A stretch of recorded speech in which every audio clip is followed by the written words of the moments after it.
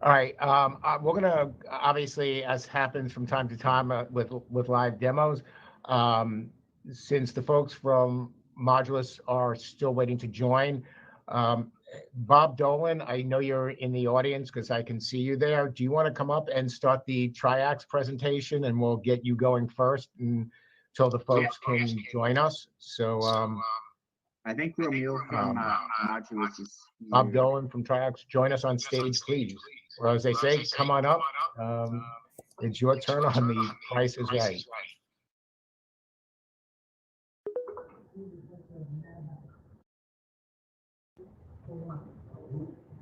Romeo, if you hold one, you can use your mic to speak. Sorry, say that again. If you hold one, you can. I know you had your hand up with a question.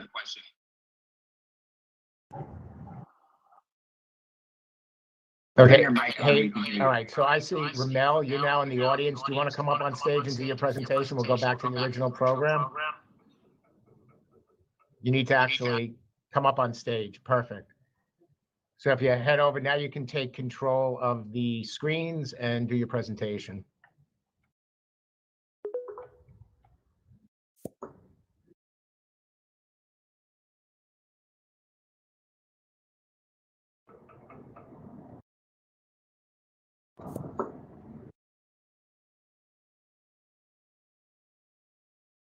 Aaron, can we get somebody from Purple Live to assist Ramel with getting his presentation up on the stage, please?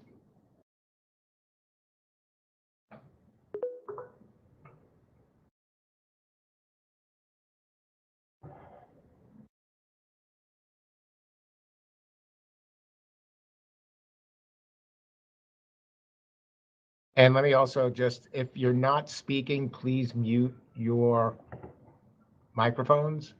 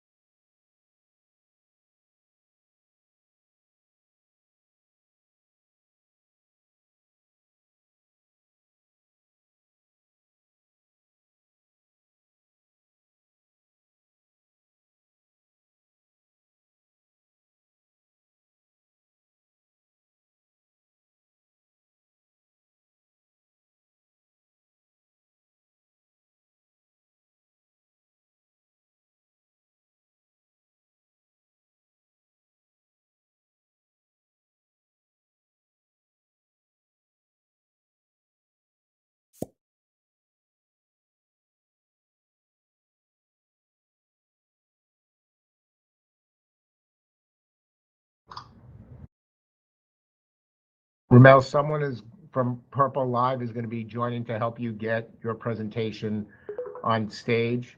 Um, Thank you. Yeah, I'm struggling here at the moment.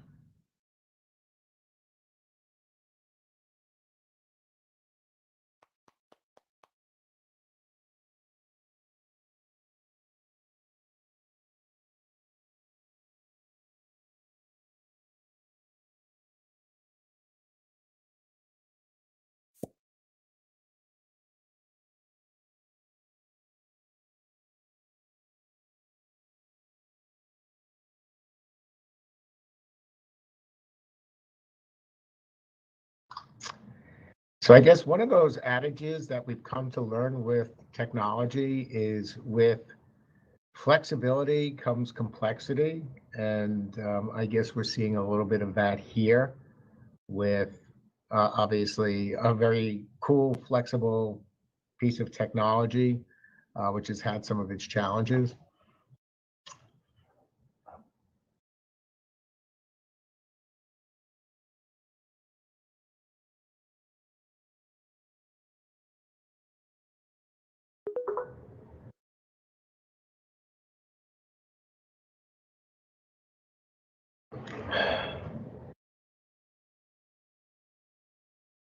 Ramel, do you just want to go up to the podium and start talking to the group while we get your audio visuals up? Yeah, I mean, how do I do that? How do I get my presentation? No, right click on the screen. Yeah, The URL will pop up. sorry. The URL will, a little presentation tool will pop up.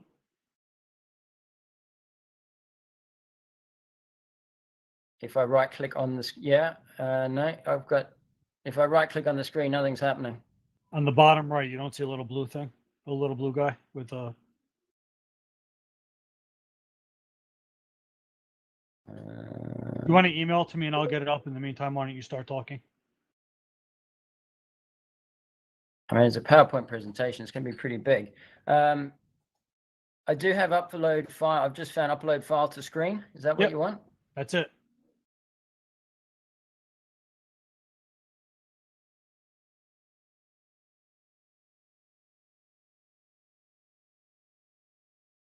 Okay, it's saying it's too large. Share your screen instead of,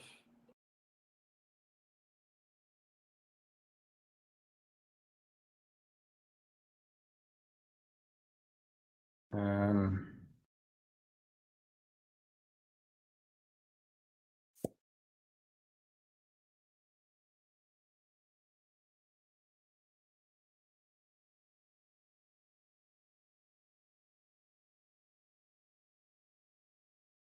okay, if I share my laptop screen, then I'm going to be showing all the notes and everything as well. Is that right? Can I share a window?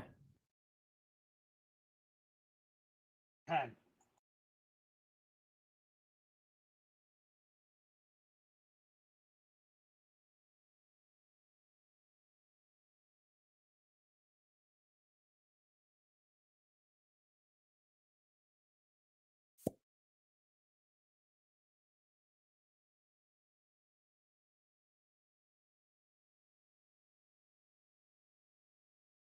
Can you guys still hear me?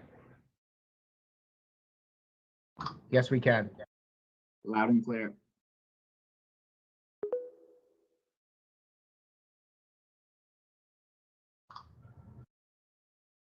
Ramel, can you just, while we're working on that, can you just start talking through your presentation? Because I'm afraid we're now 15 minutes behind and I need to make sure I get everybody up there in a timely fashion. Or do you want me to call Bob up for the next presentation?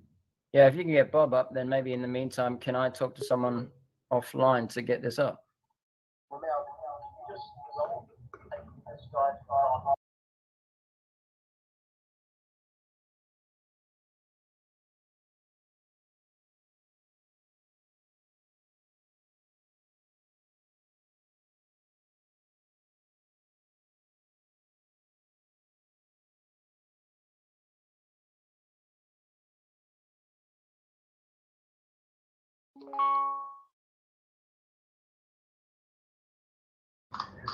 Okay. Bob Dolan from Triax, you want to join us on stage and run your presentation, please? And again, I apologize for the lag. I'm up on stage at this point. I'm not sure.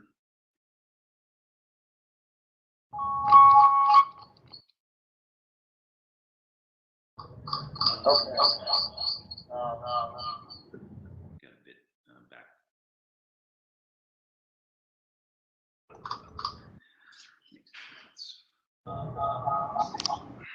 Okay. Bob, you need to actually walk onto the stage. I'm on right now. I'm just trying to move myself. Should be on the stage right now. I'm seeing myself on the stage, so sorry, I'll have to walk backwards around. Whatever. What a disaster.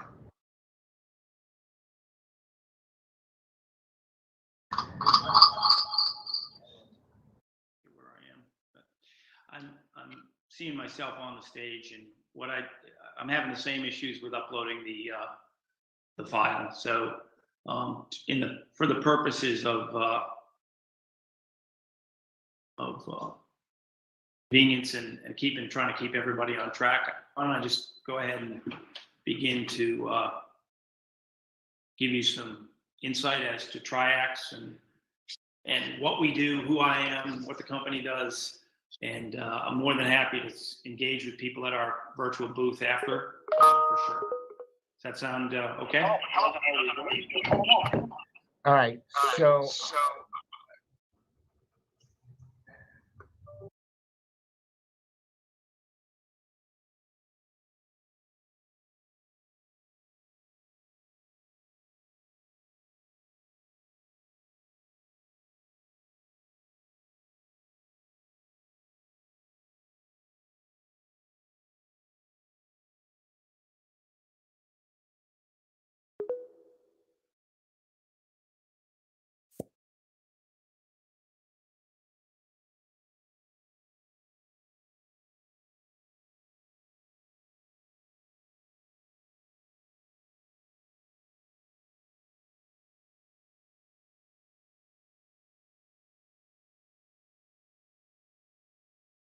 Can you hear me, Sandy? Hi, Bob. Can you come on up and start your presentation? I'm showing myself on the stage, but I've tried to click at the podium and it won't take me there. I hear you. Okay. So for the purposes of just keeping everybody on track, why don't I just go through kind of the presentation in general, and that way we can have the next presenters move forward. That sound reasonable, Sandy?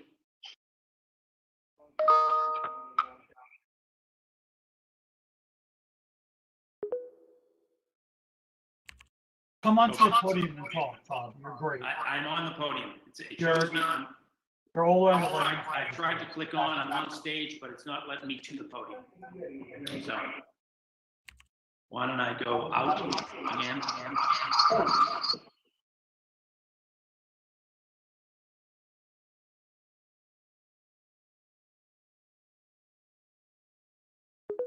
In any case, folks, my name is Bob Dolan, and I am with, can everyone hear me? Yes, you. Okay, great. My name is Bob Dolan, and I am with Triax Technologies. On behalf of everybody at Triax, I want to say thank you very much for the opportunity to kind of participate in today's program. Triax is a company consisting of about 40 people in Norwalk, Connecticut, and at present, our platforms and associated safety sensors are being effectively deployed at about 375 workplaces across the United States and Canada, connecting about 90,000 workers, which has resulted in collection of data over 13.5 million man hours. We introduced a brand new product on April 15th of this past year called Proximity Trace. And since that time, we've been able to collect interactive data, meaning social distancing data, on over 7 million interactions since the 15th of the year. To give you a little bit of insight about who utilizes our platform, we are presently engaged with 7 of the top 10 ENR 400 and 13 of the top 20 within the ENR 400 across US and in Canada. Proximity Trace and Spotter utilize a unique 900 megahertz communication platform in conjunction with our sensors and a proprietary communication protocol. The difference between the two products really is quite simple. Spotter offers a real-time robust mesh network that enables bi-directional communication between workers and construction management personnel. And these communications include evacuation alerts, worker-initiated alerts for injury and other emergent needs, as well as rules-based certification and access control components that play a very critical role in reduction of risk on a job site. Example of the certification alerts is this construction management firm can be, and safety leaders on the site can be notified of expired OSHAs, expired 4-hour scaffolding certifications, literally within minutes of a worker's arrival to the job. And that allows those construction management professionals to act quickly and accurately to rectify the situation. In addition, our platform enables the ability to push timely reporting, whether the cadence be a day, every week, every month. And most of this is facilitated by a simple 2-ounce sensor, which easily attaches to the waist of the worker. Our proximity trace product uses the same proprietary 900 megahertz communication foundation, and it fills a gap within the contact tracing on a job. As I mentioned earlier, in April of this year, and since April of this year, I should say, we've collected over 7 million social distancing interactions. The platform itself connects individual interactions on the job site within the workday. And we do that by enabling a ability based on signal strength between two sensors. So we can modulate that signal strength to get very close to or in or around 6 feet. And we aggregate the data of minutes spent in close contact and then push that to a secure cloud-based dashboard for potential review in case a positive case is identified. We do it by utilizing gateways, simple gateways where we place at strategic locations on a job site that allows us to capture the data prior to a worker leaving the site, but potentially before they may have associated symptoms at home. So should that worker have symptoms, they would call into their foreman, say, I'm not coming to work today, and you as a construction manager, owner, et cetera, would have access to the data relating to close contact of that worker. So we're able to quickly identify a few people on the job versus the entire job, or memory calling or individual's memory of who they spent the day with. So while we are not a real-time system in that case, we do provide very, very timely information. So why is Triax different from anybody else? Well, again, we utilize a 900 megahertz network that I mentioned earlier, which is in fact very, very unique. This provides our users a very low power, lightweight, scalable solution that allows us to monitor both small projects and very large projects where extraordinary visibility may be necessary, and certainly extraordinary communication protocols would be necessary. The 900 megahertz network foundation doesn't require Wi-Fi, which is critically important given the lack of technology and presence of Wi-Fi or other networks on a job site. And we make that accessible to users, pushing cellular communication to the cloud location. So we do not use any GPS. We don't utilize any need for Wi-Fi. In fact, typically only 15% of our network requires a dedicated power source. So the remaining portion of our networks are done with replaceable batteries with Spotter. So it's very easy for us to adapt and quickly build on a new build where the project progresses. We can maintain that 900 megahertz network by meshing it together, and as well as maintain the privacy of the workers because we don't use any GPS or app-based technology using phones. We only identify assets or objects when they're on the confines of a project site. So our sensor itself has really been built with construction in mind. The spotter clip, which is our standard worker sensor, is a IP67 rated lightweight solution for everyday use. As I mentioned earlier, the device has a push button at the base of each tag that allows worker-initiated alerts, along with advanced safety sensors, which allow us to provide intelligent alerts like automatic evacuation. We can push an evacuation alert to every worker on site that allows, within the spotter framework, that allows every worker to be notified that they need to evacuate the site without sending individuals in to both alert people to get off or go in to find individuals. The other piece is it develops a report that allows first responders to see who's been on the site in real time and where they may be floor to floor. We also have a intrinsically safe Class 1 Div 1 wearable that has identical functionality to the spotter clip. in the form factor that's designed around and for classified hazardous areas. We utilize sensors called points of interest to communicate device to device, or device to the network in the case of spotter. With mobile equipment, that allows us not only to report where a piece of equipment might be, but also who may be operating that piece of equipment, and if indeed they are authorized to do so. The technology also is integratable through an open API. We utilize NFC capabilities. So Spotter is presently integrated with many other technologies, ranging from turnstiles to onboarding software to project management software like a Procore. So this gives our users the greater ability to leverage investments that they've made in other technologies and integrate that data into our platform and streamline a lot of other administrative activities and thereby save some time.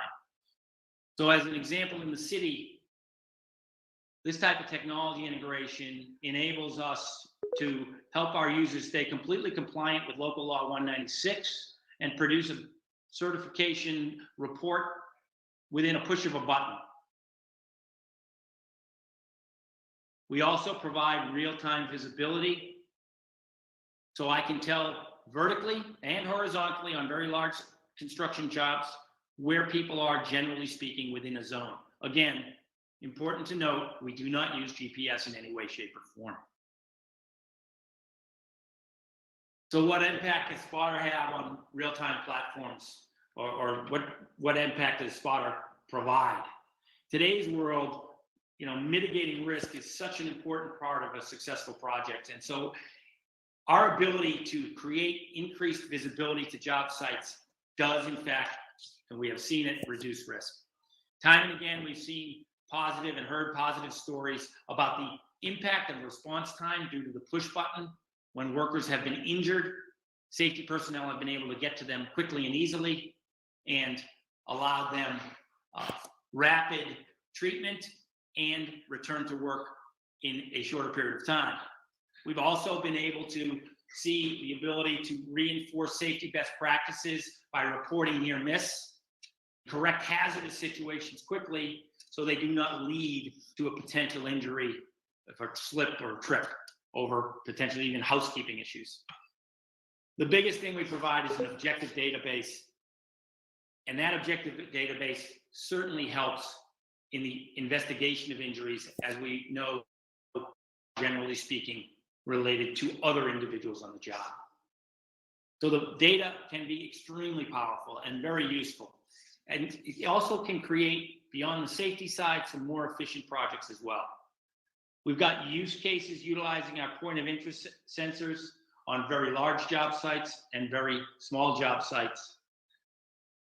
We've been able to tag individual equipment that have created efficiencies. We have literally tagged hoists, so helping a general contractor or a construction management firm schedule the hoist time more efficiently for both materials and people, thus maximizing the asset on site. From a standpoint of all of our sensors being light and lightweight, wearable, the proximity trace sensor is worn on a hard hat, so it integrates with the PPE already existing on job sites, and it does provide the worker and the construction management teams data they need to quickly act should a COVID case be identified. The access to really critical information really couldn't be easier because we are cloud-based. It's quick and easy to access through your password and PIN and immediately download data to sort and simply act. So in summary, really what Triax provides is a multitude of benefits utilizing either our real-time network or our proximity trace, which again is a gateway-based near-time network. We provide real-time visibility to the workforce on site and only when on site.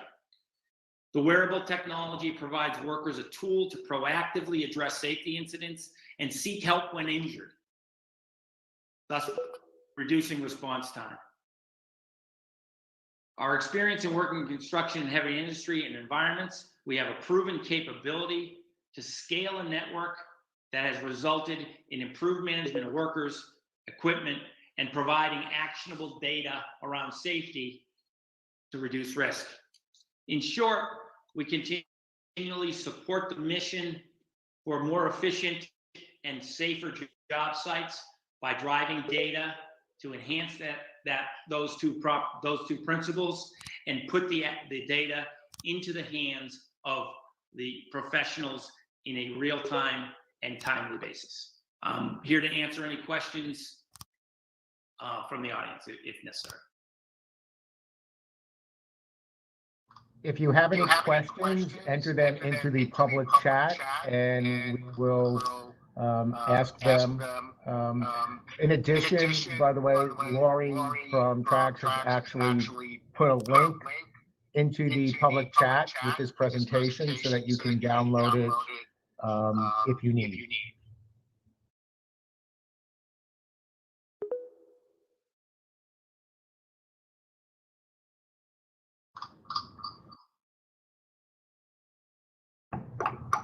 All right, so with that said, Bob, thank you very much. My apologies for the technical glitches up front, and I'm glad we were able to get your slides up there and get a little bit caught up. So thank you for that. Next up, we're going to be chatting with Adam Hengels from Paraffin. Adam, if you could join us on the stage, and then you'll be able to share your screen.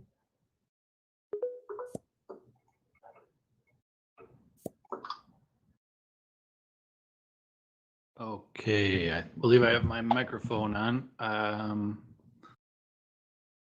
How do I share my screen though? And Adam, if you, at the top of your screen, and I'm going to walk you through this right now, if you see the up top towards the center, it says Stage Zoom.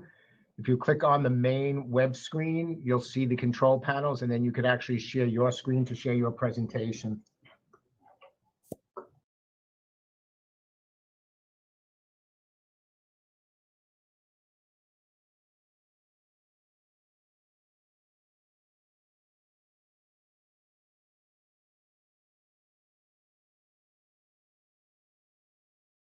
I'm sorry, I'm not seeing.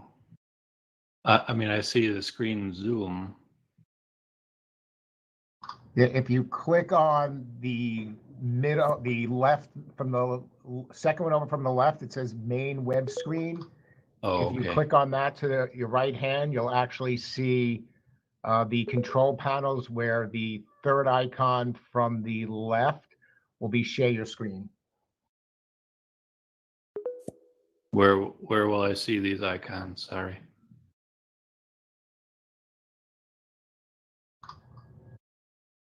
You should see them to the bottom right. There should be a control panel that actually shows the screen, and it has a little bit of a favorite, an upload button, and an icon. Aaron in purple, can we get somebody to help walk him through this, please?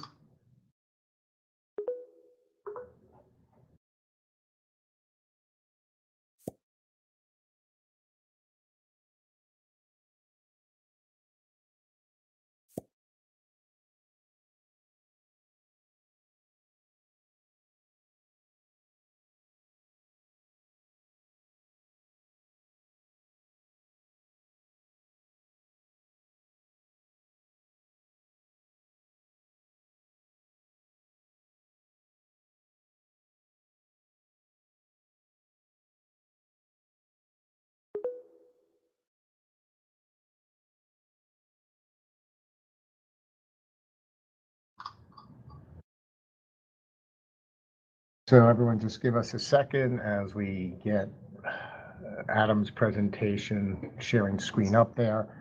I apologize for this, so just give us one more second.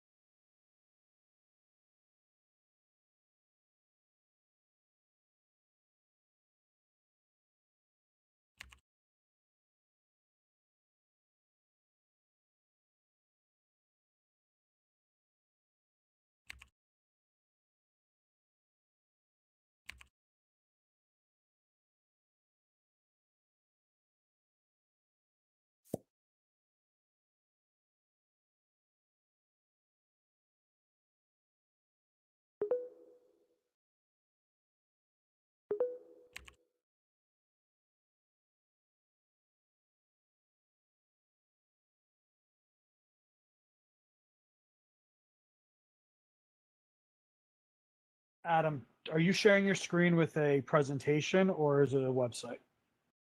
Both. Do you want to send us the presentation and we can put it up for you?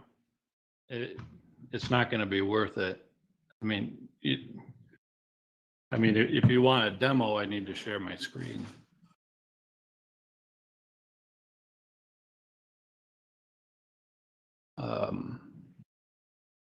Yeah, I don't see anywhere on my screen where I can share my screen. So when you click on the when you walk in, do you see the presentation tool? No.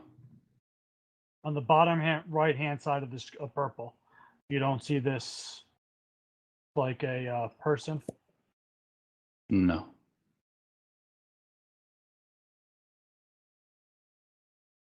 You don't go on screen zoom, main screen. Main web screen. Yep. Okay. And then what happens? Okay. Yeah. Now I see a presentation tool. Okay. So click on the presentation tool. And then there should be something that looks like a camera to share your screen. Oh, okay. All right. And you're all set. Thank you guys for thank you. This is the webcam. Oh, okay. I see. There's a screen share. Okay.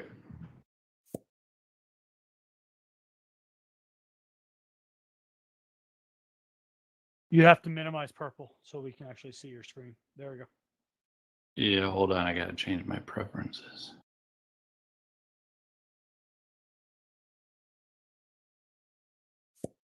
Oh, jeez.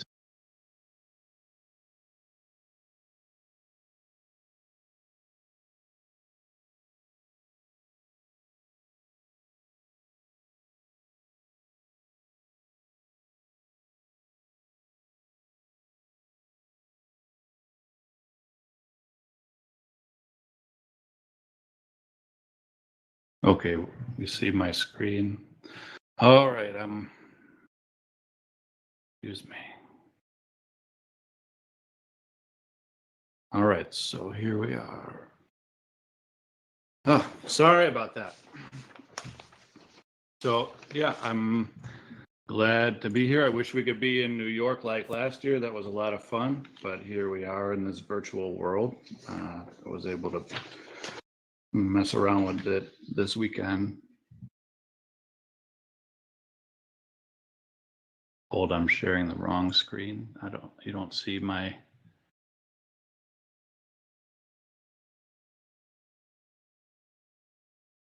Don't see my slides. Okay, so you can. All right.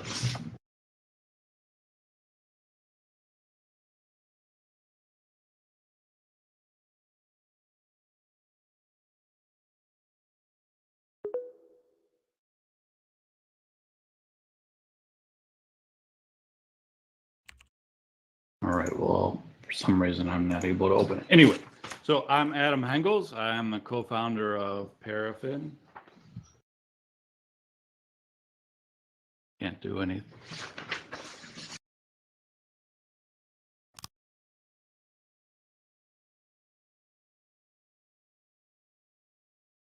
All right, I can't even change the slides.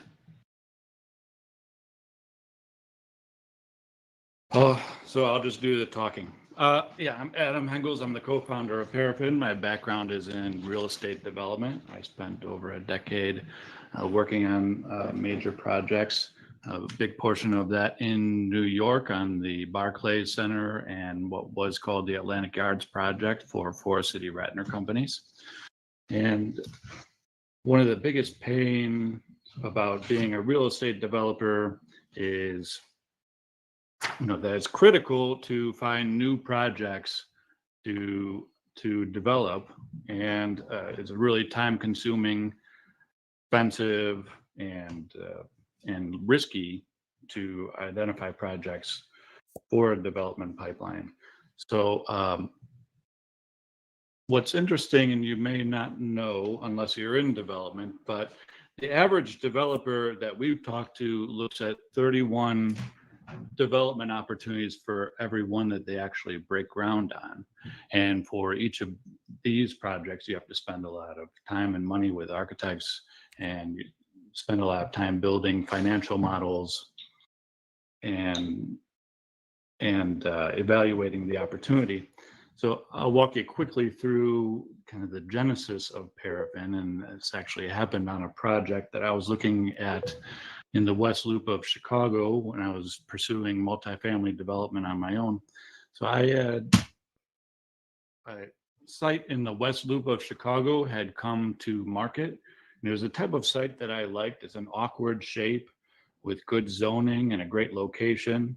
And so I did some back of the envelope calculations in Excel and determined that this was an opportunity worth pursuing. And so the next step would be to identify the architect. So I called up my favorite architect and said, hey, this is an interesting project. Can we start to look at this? And architect said, well, I can look at this. We're really swamped this week, but can we take a look next week? I said, okay, well, we can do that. Next week came, and a few weeks went by with the same story, and I couldn't keep on waiting. The broker had been hounding me about getting an offer in. So I didn't want to go to the big firm who was eager to work with me because I knew they were going to work slowly. I called a third architect who was already looking at that particular site and saw it as a conflict of interest.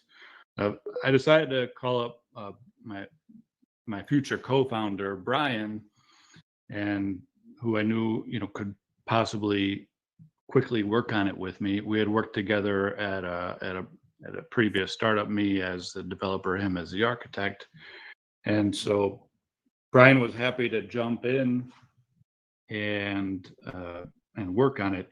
But Brian's an interesting type of architect because he has a strong background in computational design, where he had co-founded the computational design startup at HKS Architects. So when Brian started coming up with designs, he used parametric modeling tools so that he was spitting out changes in the designs, rapidly every few hours, giving me new designs to evaluate.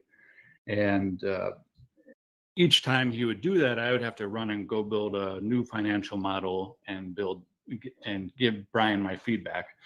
So we decided, I told Brian, either you need to stop making changes or you need to learn how to do these financial models yourself.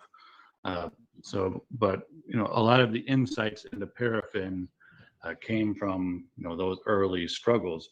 Eventually, I did get an offer in on that site. However, there was another offer on the table, and I ended up not winning that deal.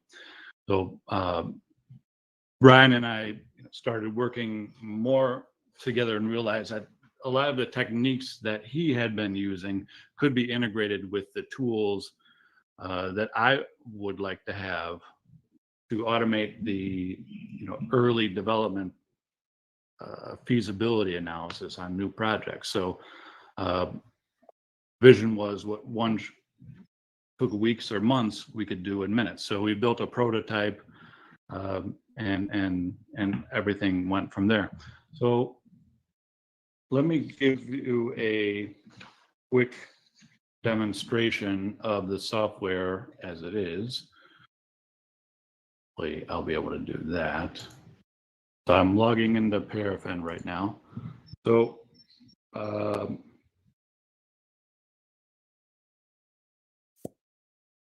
logged in. This first version of Paraffin for hotel development projects was built in partnership with Marriott Hotels. And the design standards for the Marriott Courtyard brand is preloaded in the software. And what you'll see is in 4 quick steps, we'll have a project up and running with the Courtyard brand standards preloaded into the design. So we'll start a new project. We'll just give that project a name, address.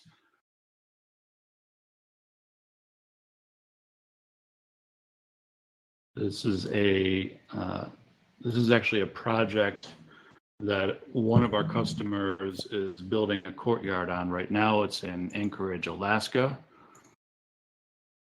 We identify the parcels. There's other ways of identifying the site, such as using drawing tools, but right now we have parcels preloaded into the software. So you just select the parcels that are involved with the project and move on. So next we want to let Paraffin know which sides of the site have street frontage and if there are any setbacks required by zoning.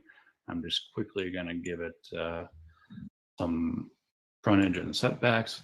Next, we'll choose the hotel brand that we'd like to build on this particular site. In this case, we'll go with Courtyard. We have several more Marriott brands in the pipeline, and Paraffin's off and running. So what's happening right now is that Paraffin is generating thousands upon thousands of designs that work on this site that are compliant with the Courtyard design standards. It takes about 20 seconds for it to run. While it's running, you can adjust some of your assumptions. We'll just go with a simple ADR and occupancy assumptions. So as I was talking, Paraffin finished up. So what we have here is basically 3 panels. On the left are the designs that have been generated, and for each of those designs there is a budget, development budget, and financial model. So we can sort these according to their investment performance or other metrics. Right now we're sorting according to yield on cost. We could look at, say, an equity multiple, and they'll be sorted accordingly. We can look at any one of these design concepts, and it'll, in the middle panel, we'll see the tables, basically an executive summary for this project. So we'll see the program, development budget, the revenue and investment returns.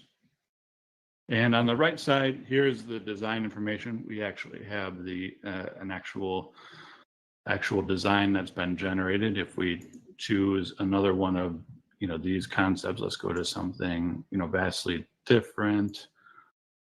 Got 4-story versions. So as we'll see, these are lower, longer 4-story versions of it. So the developer is going to choose a few of the building program limits here. If they know they have a target mix of king and queen rooms that can be filtered accordingly, as well as different parking ratios. If we know that our staff, another 3 parking spots that can be added. This is Anchorage, so we're not going to put an outdoor pool, but we can put an extended meeting room here, and our designs will change accordingly.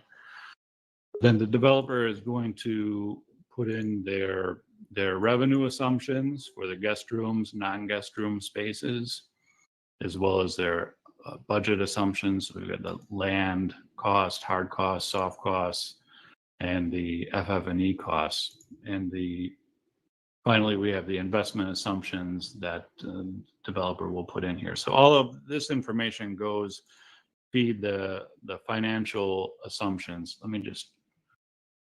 Let's change let's just change something simple, the land acquisition costs.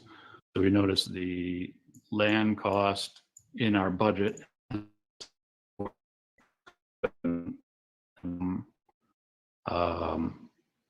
So we'll see the budget and investment model has adjusted for each of these designs generated. So jumping back over to the design, here we have an aerial view as well as a perspective, and then floor plans for each of these designs. But as you see, there's quite a lot of detail in these floor plans, and a big reason for that is Brian came up with a new technique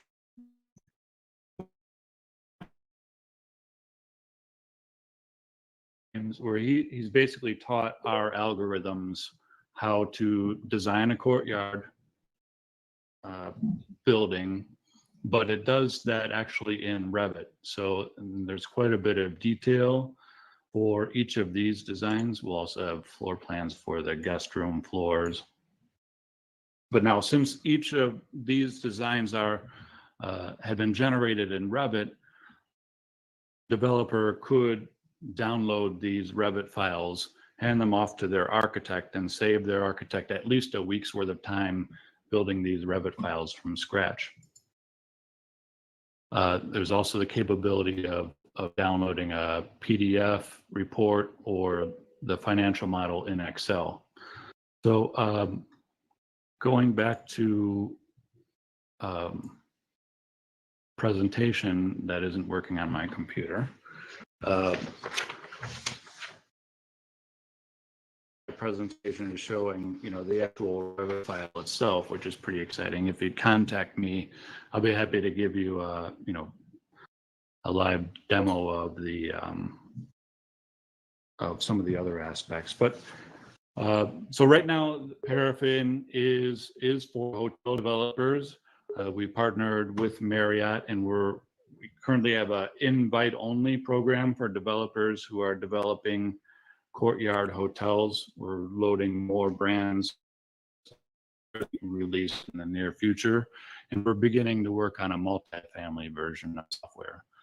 Really, Paraffin's the world's only generative design platform that's used by developers to quickly understand what they can build on a site and will it make money, and they can do it right in the cloud using the Paraffin software. If you're a developer who builds hotels or multifamily residential, I'd be glad to talk with you. The last slide had my contact information, but reach me at adam@paraffin3d.com. You can go to the website paraffin3d.com, and we'd be glad to set up a time to talk with you. Adam, one question from the audience. Does Paraffin build in a structured cabling plan? Structured cabling plan? No, what the designs that are being generated here are conceptual designs that a developer needs early on in the process of identifying new projects for their pipeline. So these are conceptual designs.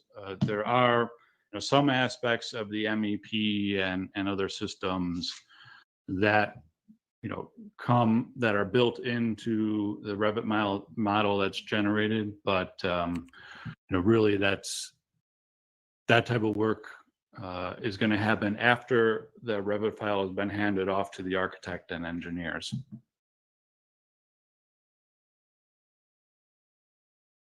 Okay, great. Thank you ever so much. Truly appreciate it. And again, thank you for navigating the technical challenges. I want to thank you. Next up, we are going to have Stefan from Midwood Terrain come up and do their presentation. And then after that, we're going to go back to Modulus and Ramel, and then Constru, our last presentation for the day. So thank you.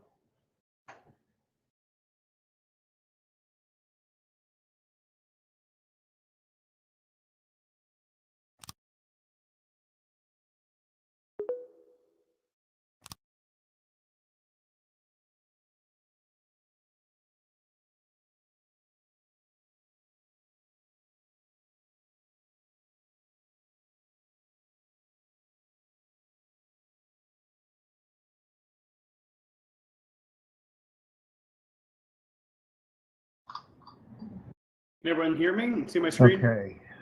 Stefan, let us know when you're ready. It looks like you've got your presentation up on the main stage. So thank you. It's great. And if you could would be great as well. Thank you.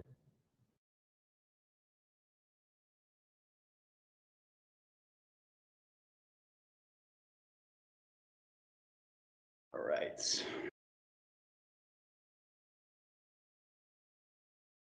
Sandy, can you hear me? Yes. Okay, great.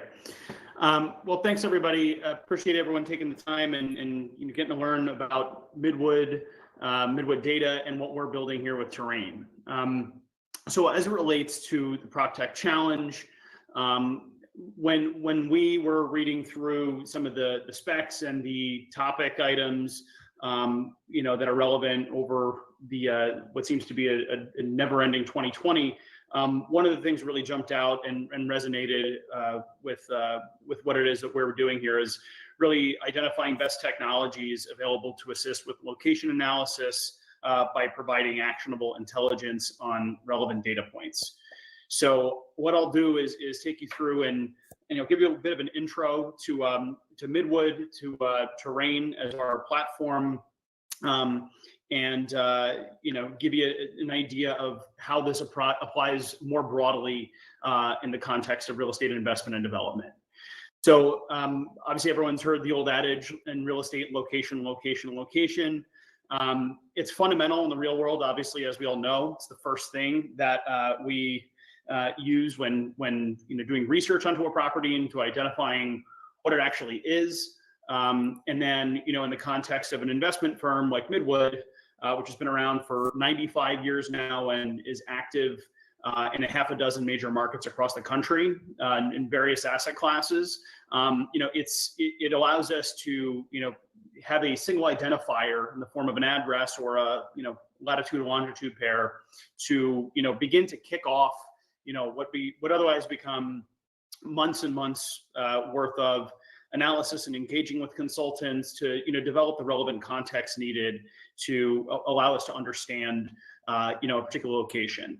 So this is not necessarily anything new, even in the real estate and PropTech sphere, in the sense that I would imagine that everyone in this conference and in this virtual room is probably a power user of Google Maps, whether that be in a professional context, and navigating to the grocery store day to day, which is really an incredible platform for a multitude of uses. However, it's not ever been designed specifically with real estate in mind. However, it's incredibly widely used, by everyone in our community.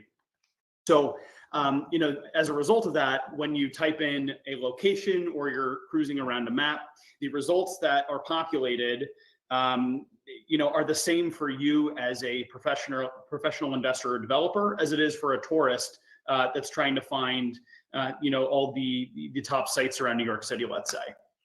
So what we did is we, pushed all of our existing third-party software platforms and tools to the limit, and we, then started to, get to work on devising a product and a platform that could allow us to fill in those gaps to achieve our business objectives. And it really fall into three buckets. So number one, as an investment company with a 95-year track record, how do we take this universe of data, quantify our investment priorities into a easily digestible, transparent, and defensible way? When you talk, this would be the equivalent of us trying to boil everything that we do down into effectively a rating system. And what that allows us to do in second bullet here is to rapidly qualify opportunities, the locations of opportunities with market leading insight. And that, really speaks to the breadth of information, which, I'll show you momentarily, but also the depth of content that we're able to offer, not only in a, in an investment context, but also across our development team who are looking to learn key insights about, contextual pieces of data and what's happening with our neighbors and surrounding environmental conditions, as well as, collaborating with counterparties, whether that be city governments, tenants, et cetera. And lastly, but certainly not least, is absent a specific location or an address to look at, where should we be looking? Do we have blind spots? And are there locations that might align with our investment philosophy that we're not currently covering from a research perspective. So what we've done is we've developed a software platform called Terrain, which is a location analytics system that uses GIS technologies to deliver deep local insights that inform decision making. In layman's terms, basically what this means is it's a piece of software that allows us to interact with algorithms that we've put together and specific deals that exist within the universe of locations that we've analyzed. So the software layer is one part of it. There's also a tremendous amount of data science and analytics and aggregation that go on behind the scenes that allow us to really get from A to B. And we've had to do this in the context of a living, breathing investment and development organization where we have tons of inbound deal activity that comes in. And then we're constantly trying to come up with, like I mentioned, good new ideas for things that, are aligned with our objectives for the future. And we have to do that in such a way where, we're working from the investment committee meeting backwards. So, if you think about that meeting as being call it 60-minute to 2-hour affair, for a particular asset, we need to effectively have the CNN magic wall equivalent where we can, pull up this huge catalog of data and use it to support decision making in real time and with digestible specificity. And the world has obviously thrown us all a wrench in whatever plans we may have had this year. And so, to take it a level beyond that, we've had to not only identify and source and bring in this huge and rapidly growing universe of COVID-related data, but to overlay that in the existing commercial real estate analytical framework that we have, and then to recalibrate some of our algorithms to really understand where there are opportunities within the new world that we're all living in. And so when I say that we're trying to boil this down, and one of the things that's important to mention here is that we have a letter grading system, which has come about through trial and error. We tried a 1 to 100 scale, and that wasn't as easily explainable. And so what we've done is, for any user that exists within Midwood, they know they can log onto this platform, and they can really easily understand what our investment team's assessment of that quality is. And it presents it in this beautiful and interactive data visualization that we call the mosaic. And so, within one panel here alone, we can, show the hierarchy of the location of a particular address, how that relates to, an overall score, as well as a score that is, specific to a particular asset type or opportunity. And then we answer the why. And that's really the important thing is, if we say that Los Angeles maybe is a great investment, we have to be able to explain in excruciating detail and with explicit transparency why that is. And that relates to meeting after meeting that we've had internally that says, okay, well, how do we take this data, how do we prioritize it and give it a relative level of importance, and then pick the right data points and assess their strength within that framework. And basically all of that comes out in the wash in the form of this score, which is pretty akin to like a Netflix matching algorithm. So what's going to be on the top of my recommendations wouldn't necessarily be on the top of yours, but it's specific to our business, and it's certainly something that can and is customized for a variety of really specific use cases or various companies, et cetera. And the way we do that is we basically build a platform across multiple layers. And so we devised a matching algorithm, which is really a complex spatial suitability algorithm, that evaluates cities and metro areas really at a macro level and takes into a bunch of things into account, like economic conditions, drivers of growth, transportation infrastructure, the development environment, local government competence, and market conditions. And this basically is meant to distill the quality of a city and its location as in the context of positioning for future success of real estate opportunities there. Now, that could mean any number of things, but it happens to be for the size and type of buildings and assets that Midwood pursues, this is a pretty good barometer. But then once we get to, the map of that city, we need to understand where to begin looking, or where those hotspots are within a local context. And we do that by a second layer of algorithm, which we call area score. It's kind of, let's say, our version of walk score in some ways.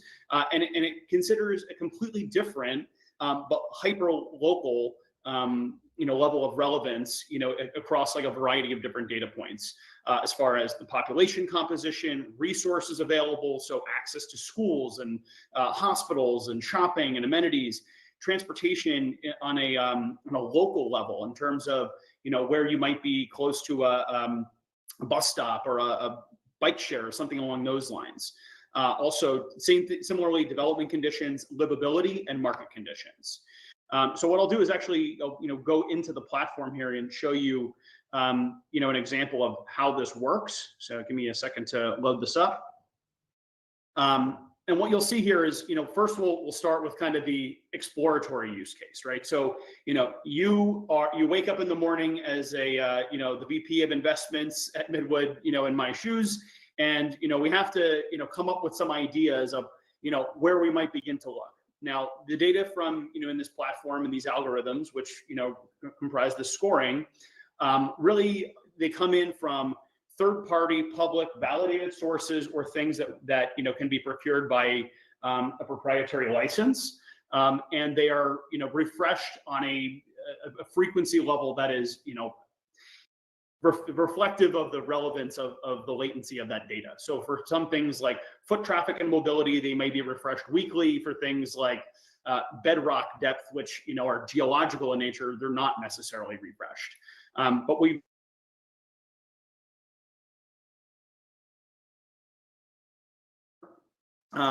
just to basically fast forward and reverse so that we can, in this case, what our view of the world looked like in a pre-COVID environment and then a post-COVID environment.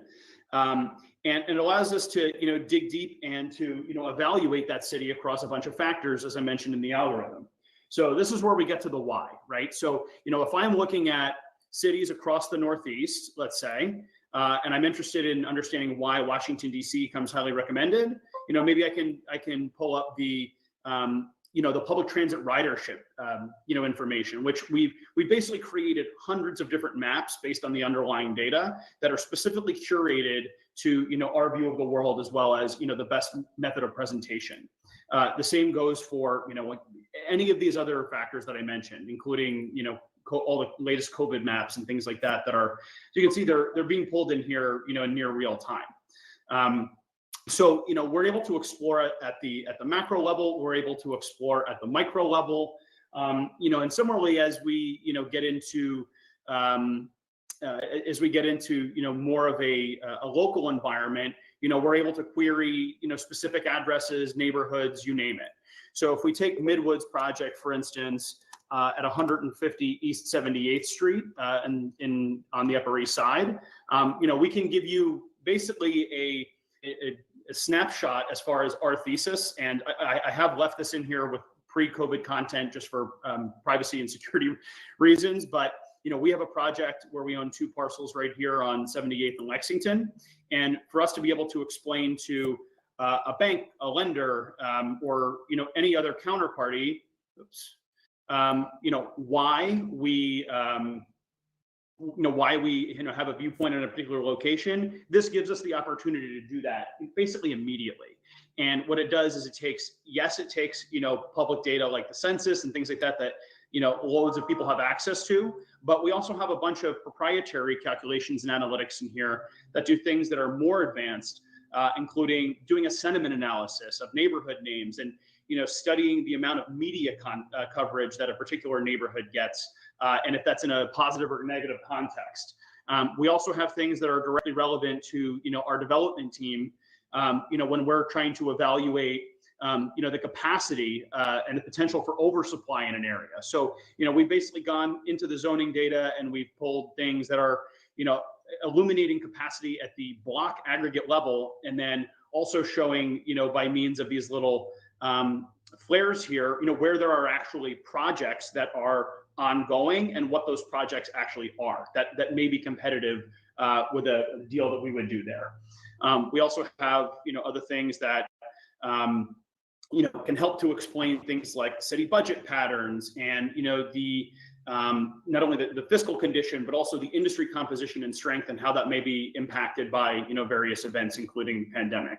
And we, given that we are a development company at our core, one of the things that we've, also done in here for, at least for our internal uses, is provide the ability for us to showcase our development projects in 3D in context, such that like we can, actually, serve multiple, we can serve multiple factions within our organization and do things like even, support design charrettes and reviews, within the context of this system, so that we're not necessarily needing to jump back and forth. If we, tend to make a case for why we, are building this building on the Upper East Side, for instance, not only can we show the research and analytics behind it, but then this will open up here. You can see this beautiful Bob Stern building that, we're erecting here, and the actual 3D massing study that comes along with it. So,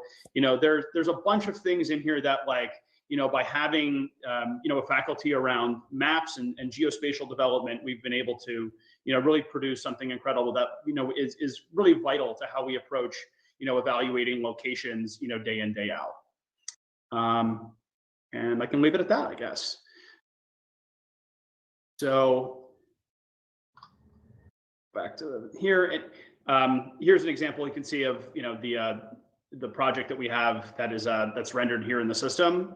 And if you have any additional questions, we're happy. We're considering bringing in some potentially third-party partners for the first time on this project. So happy to have the discussion with other like-minded organizations that that may be interested in collaborating.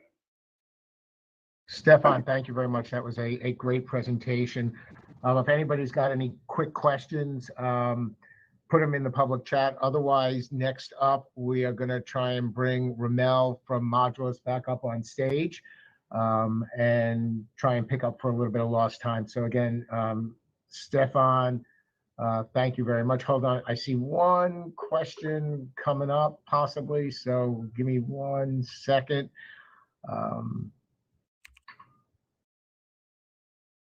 So the question that we have is this primarily for internal use, public sale, or what is the question? So we designed and built this from the perspective of for our own internal use, but it has much broader applicability, for other organizations. It's not something that you can go to the website and sign up today. It's more of a consultative negotiation, but there is an opportunity for collaboration to use this product. And we have it available for multiple markets as well. Great. Thank you very much. Great job. Thank you. Thank you. All right. So next up, we've got Ramel Batney from Modulus. So we're going to get his presentation up there. And again, Stefan, thank you very much. And we'll take care of changing the screens. All right. So hopefully you can hear me and see the screen.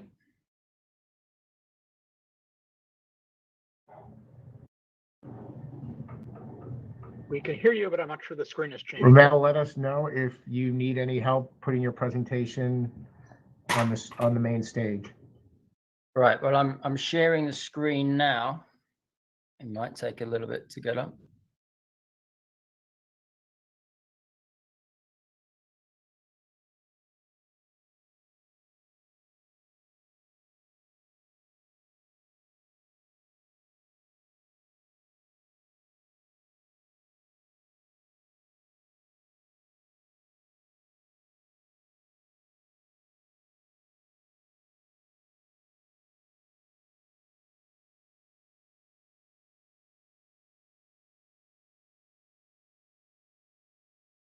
All right, can you see my screen on the presentation?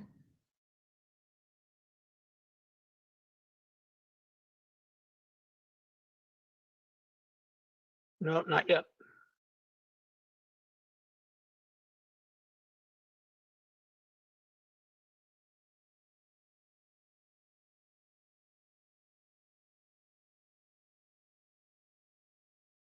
Aaron in purple, can we get somebody to help Ramel make sure his screen gets loaded?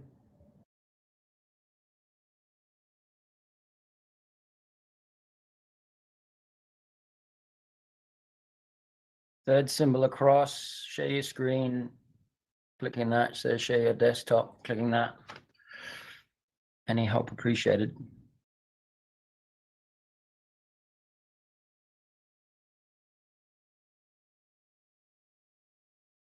So it looks like you're sharing your desktop now. You just need to share the appropriate window. There you go. Right, can you see that? We can, you're good to go. Excellent, finally. Apologies to everyone and thanks for the patience. Apologies for the user error, technology fail. Right, I'll zip through this. We've held you up long enough. So good morning to you guys, or good afternoon now.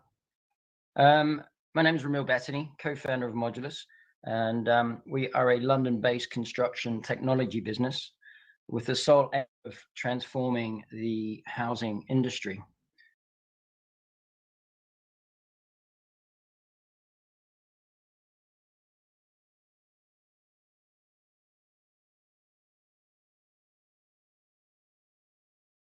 Right, so after many years of frustration in the construction industry, our team decided it was time for change, and we set out to revolutionize the way homes are delivered. Our mission, quite simply, is to enable the high-speed design and delivery of quality, sustainable, and affordable homes at scale and pace globally. There is a chronic housing shortage, which if some of you were joined in on the roundtable we discussed briefly, population has doubled in my lifetime alone. We need to build over 500 million new homes at a cost of approximately $16 trillion just to keep pace. And the industry just doesn't have the ability to deliver that many homes. In addition, we're faced with an aging population. Households are reducing in size. There is a construction skills shortage and a material shortage, and construction costs are constantly escalating. And one of the biggest problems is a very protracted and inefficient design and planning process. There's a 4 million home backlog in the UK alone, and a growing deficit of about 140,000 homes a year. So the problem and the scale of the problem is enormous. And it was clear to us that a complete change was needed. In fact, and I mentioned this in the roundtable before, the construction industry has been identified as the 19th least disrupted industry on the planet, with only hunting and fishing lower. And this problem has been picked up by the World Economic Forum and various other publications by McKinsey and KPMG. Our team came together in 2017 and has a very rich heritage in design, construction, and also finance, and experience in designing and delivering major projects, including some well-known projects like Emirates Stadium and the Google headquarters in California, which some of you might be familiar with. And we decided we had to completely transform the way homes are delivered. The team heritage provides us with a unique depth of experience, from consulting engineering to architecture to tech innovation to finance, from a wide range of global companies and organizations. Some of the projects that the team have delivered include some well-known stadia here in London, Newbury Racecourse, airports, BBC Broadcasting House, the Google headquarters in California that I've mentioned, and a lot of residential projects as well. So our understanding of the problem in delivering homes at scale and pace is very well understood by the team. Clerkenwell Close, bottom left corner, was a Sterling Prize nominee, and Murray Grove in London was one of the first modular homes or apartment buildings built in London. So based on our heritage and experience at Murray Grove and Google headquarters, amongst others, the very core of our DNA embodies our strive for zero carbon and zero waste design. This mirrors the Sustainable Development Goals, which are a collection of 17 interlinked goals, which you'll see on your screen there, designed to be a blueprint to achieve a better and more sustainable future for all. These SDGs were set in 2015 by the United Nations General Assembly and are intended to be achieved by the year 2030. That's quite a steep target. Our modular solution has 11 specific touch points within the SDGs. Health and well-being, one of the key ones, which ensures that there are no materials of concern and that the homes meet the WELL standards. Others including affordable and clean energy, decent work and economic growth, sustainable cities and communities, responsible consumption and production, climate action, partnership for the goals. Primary focus for us being to ensure that our build solution increases energy efficiency, reduces energy use, reduces building waste, and minimizes vehicle movements from suppliers and to sites and around sites. The only solution for us was to develop a fast-track platform to accelerate the design process, digitize the construction process, and enable a network of third-party assemblers to deliver homes locally to the project. With an automated accelerated design platform, which I'll go into more detail shortly, and I'll run you through that, providing a continuous digital thread through design, procurement, and assembly, provides developers and clients with a cost and program certain solution. The accelerated design software allows for architecturally designed, fully engineered, and planning compliant designs to be created in real time. And incorporating a standardized but exceptionally high performing kit of parts that enables rapid assembly, similar to the automotive and aerospace industries, which we discussed in the roundtable. This standardized kit of parts allows us to incorporate as standard intelligent design and smart materials in order to achieve the highest levels of energy efficiency, sustainability, acoustic performance, and occupant health and well-being, as well as ensuring that with meticulous design and use of non-combustible materials, we exceed fire safety building regulations, requirements, and prioritize occupant safety. And this is of paramount importance, especially in the UK post-Grenfell, which is now 3 years on. This is all underpinned by a mature, extensive, and fully integrated supply chain network.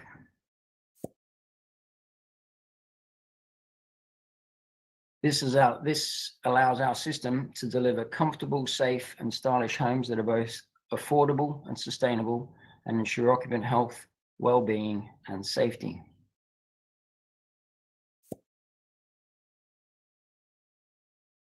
The secret behind our transformational approach is the integration of the kit of parts and the automated design process. Kit of parts is one of 3 data sets we use to automate and accelerate the design. The other 2 are the building codes and the developer's brief. Now, the kit of parts allows us to produce a standardized carcass for the building. So everything that's invisible within the home is standardized. Everything that is visible, such as the interiors, the fixtures and fittings, and the exterior and the facade, are completely customizable and can be bespoke designed.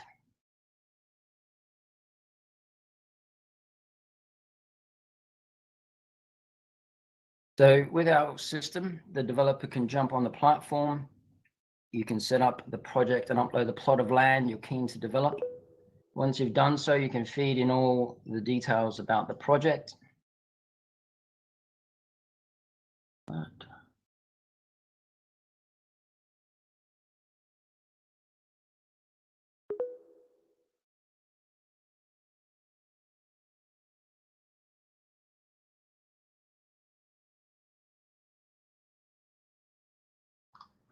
We can't hear you, Ramel.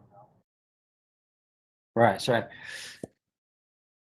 in this case, we choose a residential multi-story building, maximum height. We choose a mixture of 1, 2, 3 bedroom apartments. We can choose the height of the building as per planning requirements. With that information, we input the model and we run the simulations We can run thousands of iterations of the project on that particular site. And in this instance, we're going to look at return on investment. We're looking at feasibility, what's feasible and what isn't feasible. We have land values. We also have potential revenues. We have the cost to build, and we can start to establish which options work and which ones don't. We can then select our favorites, and then we can start to refine them further with more advanced engineering analysis. So in this instance, we're doing a direct.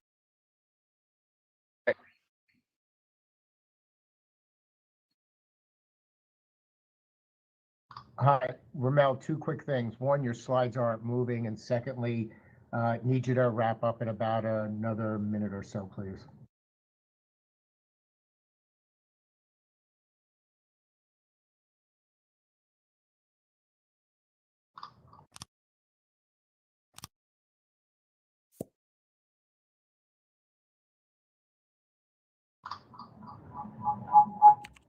Okay, I'm not sure where Ramel disappeared to. With that, we're going to bring up Jonathan Cortez Rodriguez from Thornton Tomasetti to talk to us about Construe.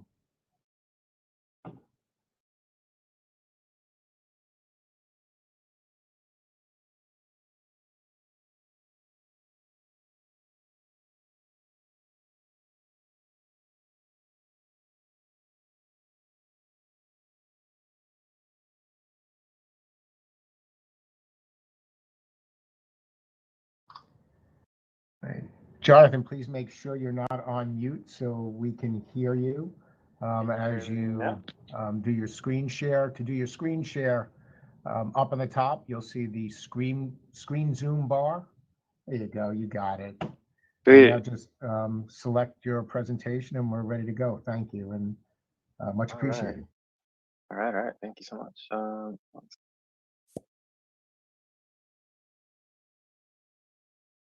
Okay. Oh, wait, that's not working how I want it to work. Back.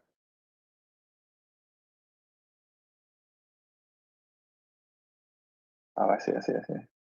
Flop. All right, sweet. Okay, so, hi everybody. My name is Jonathan Cortez Rodriguez, and I'm here to talk to you about Construe. I'm also here with my fellow colleagues, Charles Portelli and Shannon McMullen. I believe they're like literally sitting right in front in the virtual seat. That's pretty funny. But anyway, okay. So we're the team representing Construe. Feel free to check out our booth as well. And also ask us any questions anytime you like. Without further ado, let me talk to you about the Construe. So welcome to Construe. Construe, to be specific, is an environment for building data. And as you can see on the screen, there's this logo with all these like recognizable icons. I'm sure some of you might recognize them from different software platforms you may or may not use, or software platforms you might have to like interface with for just basically getting your project into development. But what does it mean when we say an environment for building data? It's kind of an ambiguous term, right? Where is my text? Oh, sorry. Construe, my apologies. Construe is in other words, it's a common data platform. But of course, with any common data platform, you need to worry about security, especially with all of the things that go into project. Oftentimes, some of the things go into project are very high profile or just very sensitive towards publicity and all that. So to start off, Construe is web-based. It is very secure. It has a centralized data repo. And it also tracks your projects. In other words, project history and change management. We'll talk about this more in detail later on in the presentation. And as I mentioned, building data, building information modeling, it does integrate itself into the idea of automated BIM. And of course, since it's kind of like a common data environment, it's fully transparent BIM viewer, but that it also collects your BIM data or building data from many different sources, like shown in the previous slide. Now, the term data or common data environment automatically shares itself to or lends itself to the idea of data plus community. In other words, common, meaning shared by, coming from, or done by more than one belonging to or open to, or affecting the whole community or the public. Belonging to two or more qualities. You can think of common as the idea of community, or the community representing the idea of a team. You have many different people working on a project at all times, and not everyone shares the same knowledge or even the same lingo or the way they speak.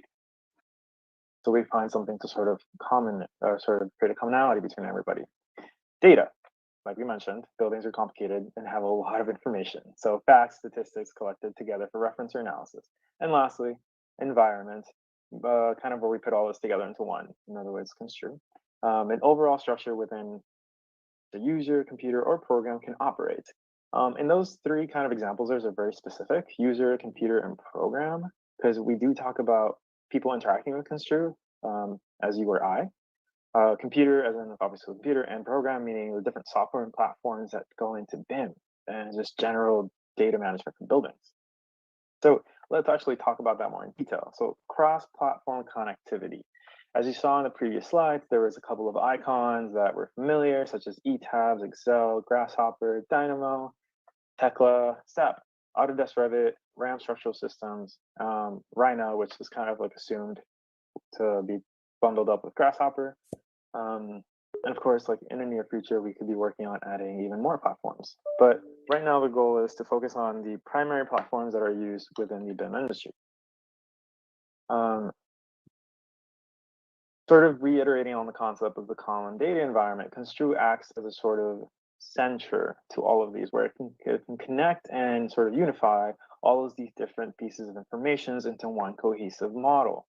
Now, when you think about unifying data from Revit to like an ETABS model or like a Rhino model towards a Tekla model or literally any direction, it already kind of seems daunting because it's like very different applications that handle elements and geometry very differently, even data.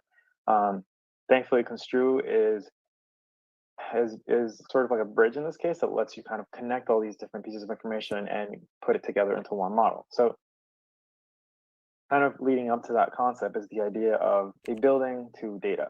More specifically, the way we like to look at it is a data silo, right? So a building is this complex object with many, many, many, many features. And then we have a silo, which is kind of like this hub, this container that collects things. In this case, collecting data. Now you think about Construe, you can convert any building with any piece of information into a Construe model.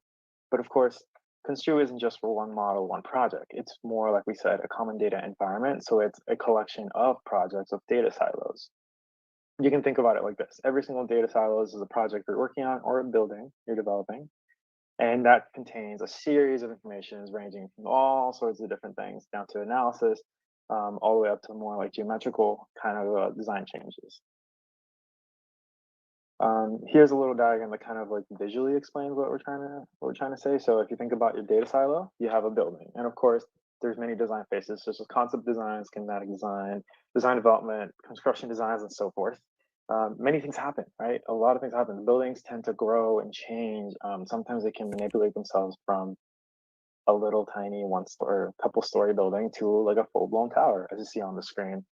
But the point is, like, no matter what kind of changes your project is going towards, Construe can be integrated to assist and also contain the historical changes and data that happens. So you can think about this as like, in an example, if you think about BIM, right? BIM is not just building information modeling about one specific building. You also have to think about all the history that went into every single change. So Construe keeps track of all that.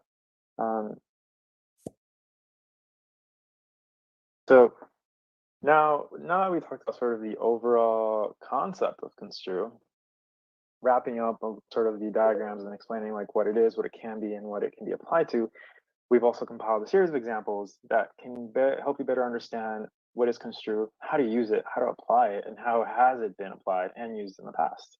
These are some screenshots of some projects that we'll touch upon, and we'll also talk about how Construe has helped them kind of get to where it is today. Now, one thing I do want to talk about is the idea of flexibility and scalability. I'm going to mention this a lot as I go through, but the point is Construe is not limited to a number of projects, nor is it limited to a type. And lastly, it is not limited to a size of a project. You can be working on something as large as like the Hudson Towers, or something smaller like a pavilion or an art sculpture installation. It really is up to the user to decide what gets integrated into the platform and what comes out of it. one of the examples here, we have Lucas Museum of Narrative Arts. If you are not familiar with it, it is an up and coming museum that's getting built in Los Angeles. It's currently under construction. And Construe greatly helped this project carry through all of its design phases and now I believe CD phases, looking more towards how they decompose a facade and how the facade went from these sort of ambiguous, weirdly shaped spaceship-like panels to something more rational. But the point is, when you're dealing with something so unusual, you often have to deal with different software and different people involved, right? Think of Rhino, or in this case, even Maya, if you're familiar with that platform. That was what they originally designed the thing in. But then, you have to bring it into SAP, you have to bring it into ETABS for analysis and just understanding, can this thing stand up? Of course, through all these developments, we have to take into account, like, this is one massive complex, so we have to sort of keep track of everything as it evolves. Construe allowed that translation and sort of data management be a lot easier than having to import, export, and rebuild things across platforms. Ultimately, here's an example of one of the biggest things Construe helped on is basically allowing teams to combine forces and be able to connect facade with the main structure with, of course, the overall architectural intent. In other words, eventually Revit for documentation purposes. Another example is via W57. Now, this one's kind of a fun example that pokes at the earlier diagram we had, where we talked about the whole thing kind of evolving from like a smaller building to a larger building to a much larger building, right? But the point is, like, Construe can be integrated across any phase of the project. It doesn't have to be A, B, or C, like specifically. It can be integrated early on and then kept as a record and then reintegrated back or used to streamline the entire process of development. And as we can see here, this is the final model, or final structural model, I should say, representing the conditions of the finally built BF57. Additionally, for those of you who are interested in analysis, Construe does support a certain degree of analysis information on your elements. So that's also very useful when you're sort of creating reports and data and transferring between other platforms. Another project changing scales here, as you've noticed, we went from a large scale unusual museum to a sort of unusual residential tower or pseudo tower to now more of a standardized institution, I should say.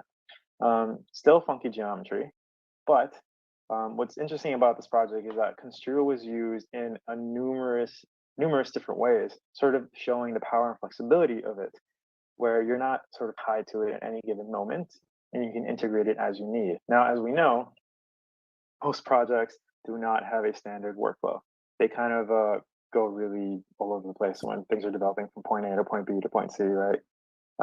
In this case, Construe was used to be able to translate all the changes back and forth between Revit, Tekla, CSI ETABS, and whatnot to just help the project get across and also carry the information and make sure that nothing gets left behind, but of course things get updated as it goes. So in short, a very powerful tool to make sure the project gets developed and things aren't redone, right? Here's another example, just saying the final model, how it became a combination of various different software platforms, RAM, SAP, and ultimately Revit, documentation, right? All got combined together to produce this final model that can be conserved and saved in Construe, but then ultimately transferred out for other purposes if it need be. Another example shows, this is the National Museum of Intelligence Special Operations. It's another museum that's currently, I don't know if it's under construction, but it's getting there. Another example is Construe does have a various amount of features that are more than just talking about data and containing. It talks about the idea of flexibility and even fixing. So in this case, if you have a model that might not be connected, let's say you have a couple elements that are just ever so slightly off, we have what's called framing repair. And Construe can take a given model, upload it from Revit or ETABS or whatever your platform of choice is. It can analyze the elements and basically connect them together to ensure that connectivity. And as we all know, when you're dealing with building data, you want to make sure things are accurately connected, obviously to reflect its real state, and ultimately to also show the building correctly. So for documentation purposes, you definitely want the drawings to show the elements connected. Now, there's a couple other things I do want to touch up on besides framing repair. And Construe also has a series of other integrated flexibility and functions that I could spend a long time just explaining and going over here. This is kind of like a snapshot and overview of the overall platform. But here, what we're really going to look at is, for example, a project that has to deal with a point cloud. Construe can help the teams develop, process this and basically help the project carry it out. So let's say the team develops a point cloud and they develop a Revit model based on this. They can transfer it out to another platform and then do what they need to do and bring it back and essentially just get the project through. So in other words, there is no particular format that can stop from Construe getting integrated. Construe can get integrated regardless of what the project requires. One more thing I do want to mention, like I mentioned the initiative earlier, was a sculpture from conceptual to real. This project used Construe to basically take it from a highly conceptual level of just this weird mesh that basically got rationalized and eventually informed into more finite elements for engineering and ultimately fabrication. Those elements can be taken through Construe, and Construe can hold the fabrication data, and then people can use that model to understand it. And again, it's a web viewer, so you have a whole team who can access this at any time. You're not necessarily tied to an application. You can just go on the web, go into the account, and move on. Lastly, to kind of like wrap up here, these are some just kind of feedback we've gotten over the past few years about different companies, different people we've worked with, just saying, the positivity of Construe and how they've been able to apply it across different conditions and different projects. And it's always nice to see the product is getting used effectively and it's actually doing what it's intended to do. So much. If you have any questions, please ask or check us out at the booth. Thank you. Great job, Jonathan. And I know Shannon posted some contact email addresses in the public chat for everybody that wants to follow up afterwards. So if you can, I strongly suggest you do. And that's the last section for the morning session. So I want to thank everybody who's been watching, who's participated. It's been, despite the technical challenges, I think, we've seen some great technology from people along the way. And, we're really excited to have everybody join us at 2 p.m.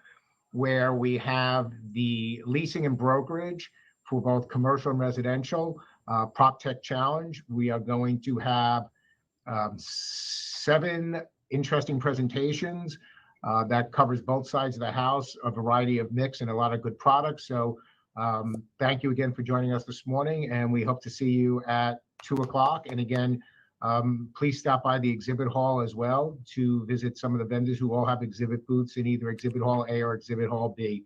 So thank you very much. Have a great lunch break, and see you in a little while. Bye.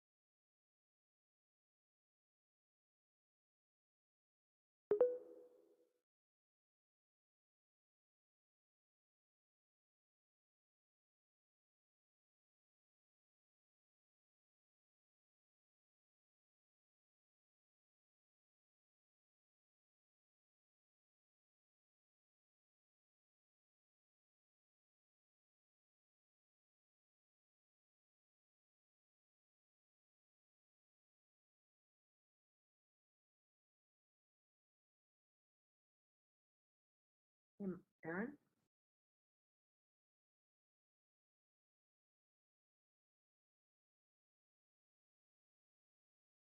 Aaron, can you hear me?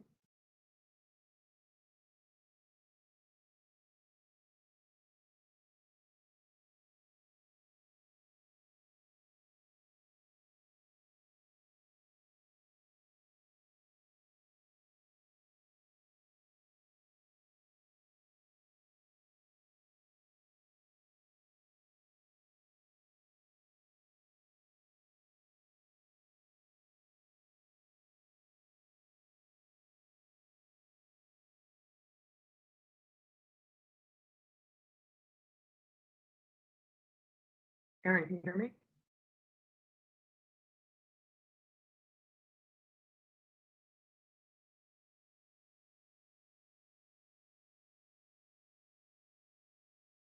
Margaret, can you hear me? Yes, I heard you. Nice, nice. Yeah, so I'm standing in here holding the one key and then I can speak.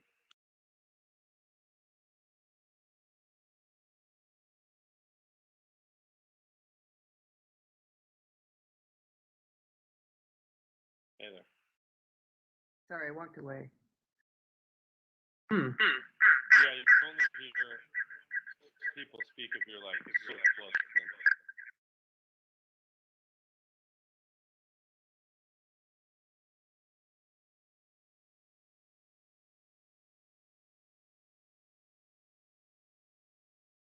I'm trying to turn around. What'd you say?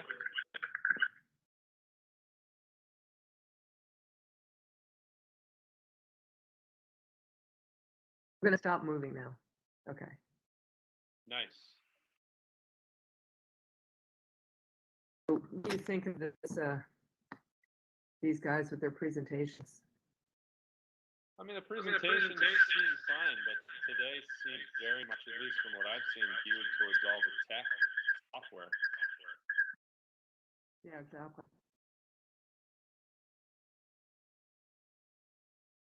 I've been like literally going into every room and being like, hey, any building owners here? Hey. And there's like none. Yeah.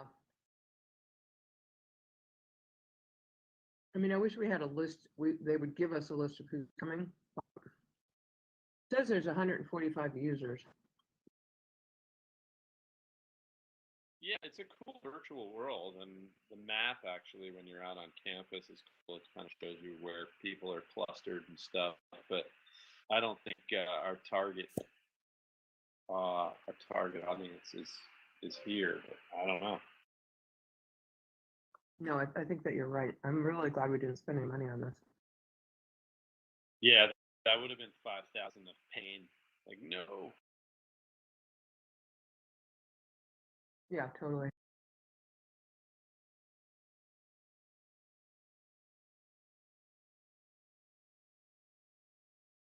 Some of the presenters had trouble getting their presentation up. I saw some of that. And it also seems only one of us will be able to speak. Yeah, that I don't understand at all. I've only seen sort of single representatives standing in the different exhibit rooms and stuff. Are we going to be in this room on stage or that other room on stage? I think that we're in this room on stage. Gotcha. Well, yeah, if only one of us can speak, that's a lot of work for somebody, so we should find that out. Because obviously, I guess that's you, but I can stand. I can put my avatar on stage and push the dance button and have him be an idiot. Well, I'll write to one of them. The tech seems to be. There's one guy that they keep pulling in to solve problems. Oh my God, there's only 6 people in this auditorium right now. Margaret, sorry, I'm taking a quick call. I'll be right back.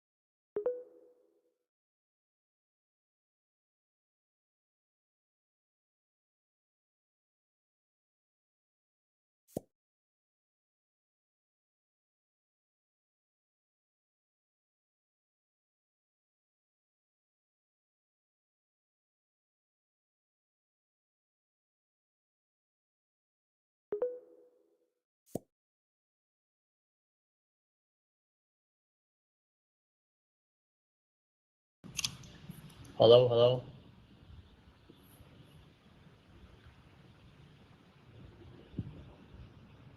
Okay.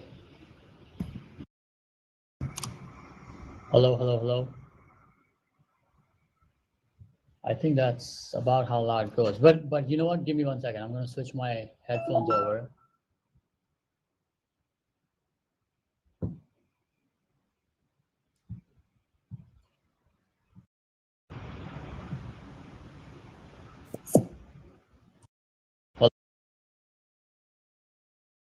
Hi, good. Can you hear me? Hello, can you hear me now?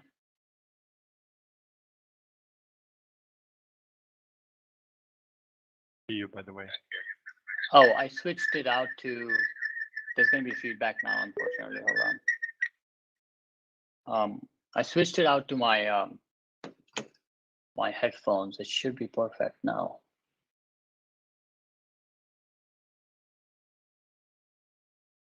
Actually,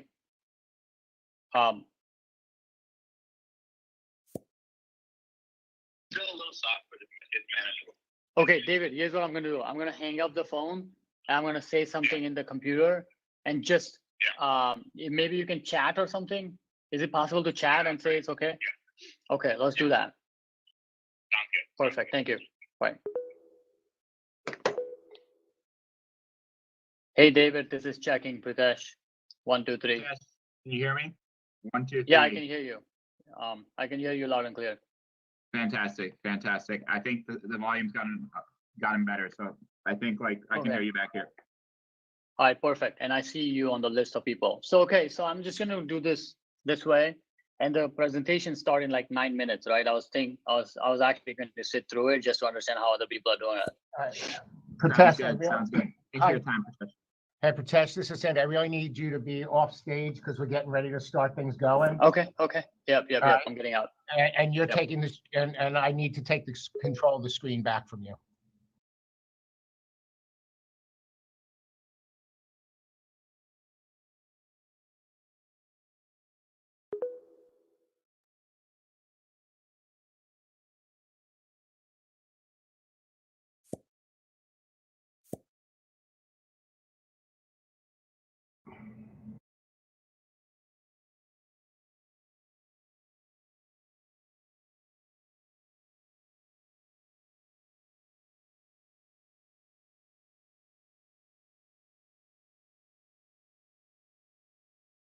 Kicking him from the fucking world.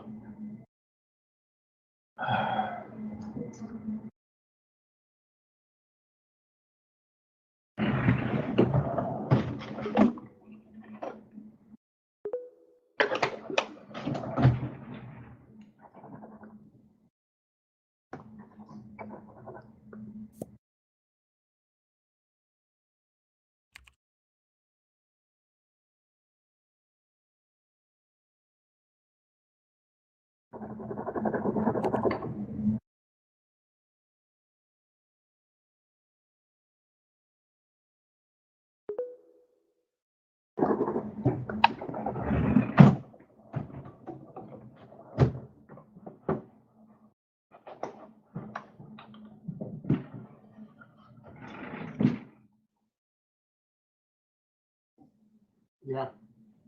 We're gonna confirm that we spoken to everybody. But I just got to do that again because he wasn't listening. And no, I did. I asked him nicely to get off the stage. He didn't. I booted him from the effing room. I mean, so at least the good thing is I can hear the audio now. I think we've got, kind of run of show. Sandy, we can all hear you. Sandy, we can all hear you.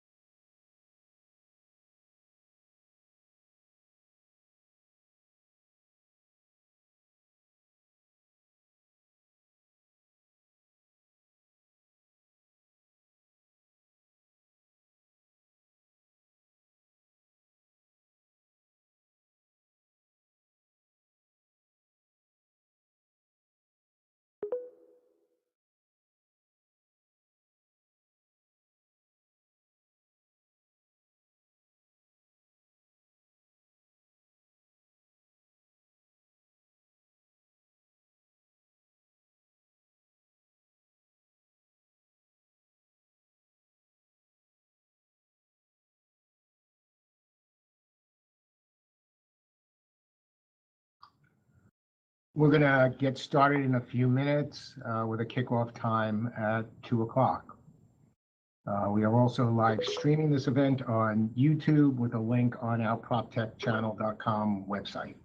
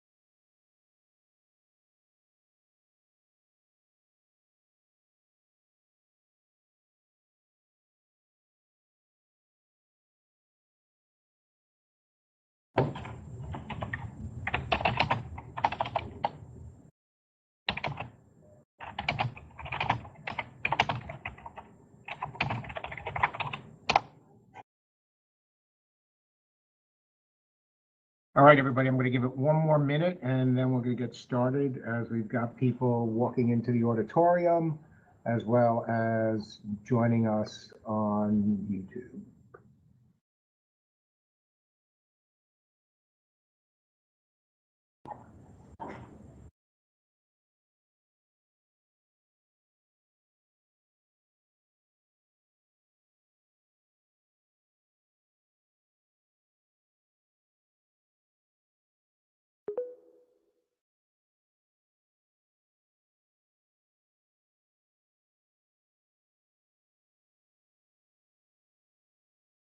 All right, good afternoon, everybody.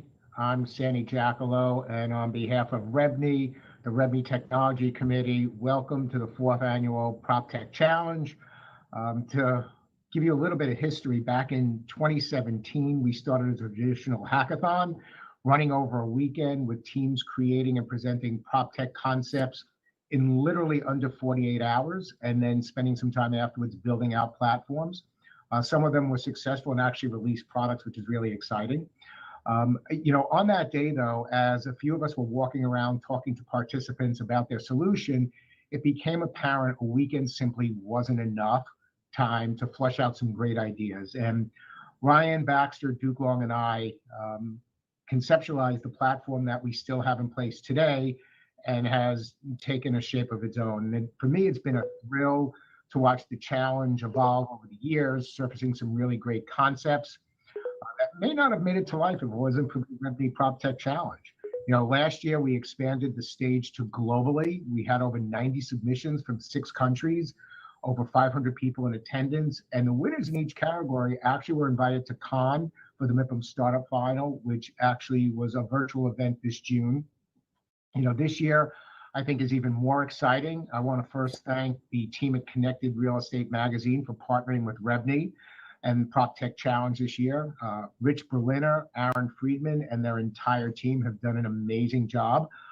They found this really cool Purple Life platform, which I hope everyone gets to spend some time knowing. And like anything cutting edge and creative, we've all seen a little bit of the technical challenges today throughout with some of the presentations and as we work through the glitches. REBNY has also partnered with Connected Publishing a REBNY Tech Talk series. We already have 5 articles available on their website covering a range of topics, so I suggest you go check them out. Connected also has a great series of sessions today over the 2 days, really. It's being spearheaded by Darlene Pope, who has been a driving force in this industry for years and has cultivated a great program. Collaboratively, our theme for this year's conference is getting tenants back into our buildings safely and securely. And, like everything else, PropTech Challenge has adopted this year. We only had a 3-week submission period, yet received over 50 innovative and creative solutions that went to define a very specific problem set as we try and figure out how to get people back into the buildings. And we had operations and wellness, design, construction, and development, which was this morning and kicked off the conference for us, and brokerage and leasing for both commercial and residential, which is the session we're going to be dealing with now. This year our format is to get as many products in front of everybody as possible to help navigate these challenging times. You can also walk over to the exhibit hall A or B and virtually meet with them, find out some more information, as along with some of the other exhibitors and vendors on the connected track as well. As you would expect of these dynamic times that we all face, particularly real estate industry, nearly 60% of our submissions were in the building operation and wellness category. And as a result of that, we're devoting the entire agenda for tomorrow to the category. We're going to have 2 panels, both run by John Gilbert, CEO of Rooted Management, who's also the chairperson of the REBNY Technology Committee, as well as I think another 10 different prop tech companies presenting. Again, we are streaming live. It's out there right now. And there we go. That's a quick introduction because everybody's here to see some great technology. So to kick it off, I'm going to invite Kirk Emerson to the stage from the Emerson Group Dynamica Labs to showcase their product and get the day started. If you do have any questions, please put them in the public chat. And if we have enough time, I will relay them to Kurt for you, and let's rock and roll. So Kurt, why don't you join us on stage? Thanks, Sandy. And I'm going to exit stage left, as they say, and hang out. Give me a second to throw my presentation in here.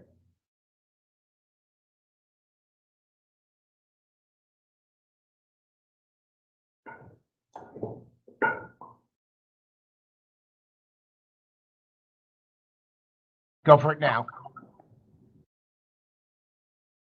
All right. Hopefully that'll convert here in a second. And I'll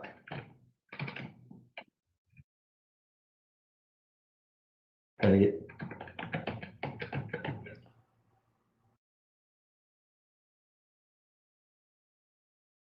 All right. So thanks for having me, Sandy. As Sandy said, I'm Kurt Emshausen, the Emshausen Group at Dynamica Labs.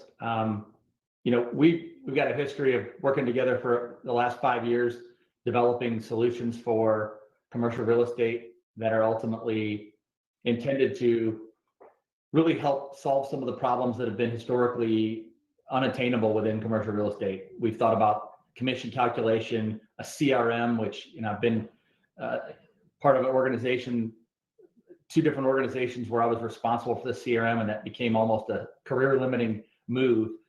Just because CRMs are such a challenging thing in commercial real estate, we sort of set out to tackle that challenge with sort of a paradigm shift of thought around how we actually get realtors, brokers, property managers to actually embrace that kind of technology around the CRM.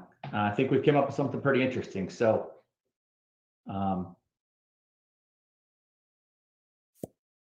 oops, I stepped too far there. Going back the other way.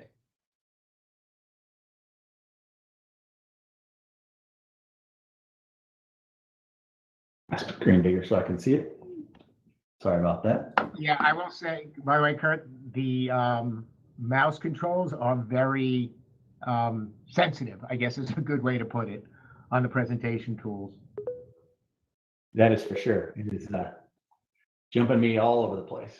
So everyone bear with me for 1 second. I'll get back to the beginning.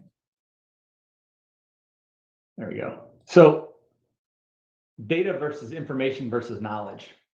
What we found about, so one of our clients, we were looking at the deals since 2017, and there were 28,837 deals in their platform. Well, what did that really tell us? We had 28,000 deals, but what does that really mean? How do we use that to win business? I need information that goes with that. And then information, as defined is knowledge communicated or received concerning a particular fact or circumstance. How do I turn that information into knowledge? Ultimately, what matters in the real estate industry? What does every broker tell me is their key? It's changing a little bit in the dynamics. It used to be all about relationships. Now it's about relationships and data. I need to look smart. I need to understand my geography. I need to understand where I'm headed, but I also need to be able to have those relationships work for me years, or they're ones that someone else has cultivated. And now I'm going to try to use the power of our organization to capture that value and help bring new team members into that relationship to help expand business with an existing client. So when you think about relationships, out of those 28,000 deals,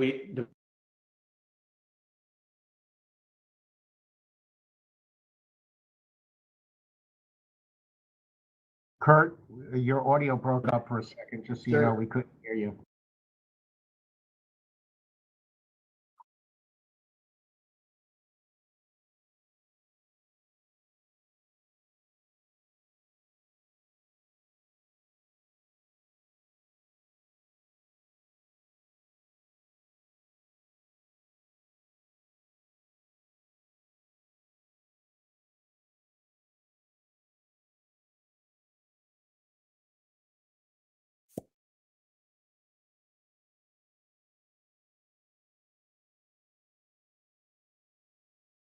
We seem to have lost Kurt for a second. My guess is he's just gonna have to re-enter the application, so we'll give him a second to join as he starts to talk about data. You know, one thing about data that I will mention, and I know he's gonna be talking about his presentation, you know, with CCPA and New York Shield, privacy and data security concerns is something that we all need to be very much concerned with. There are a ton of regulations that continue to go, and he's back. There you go.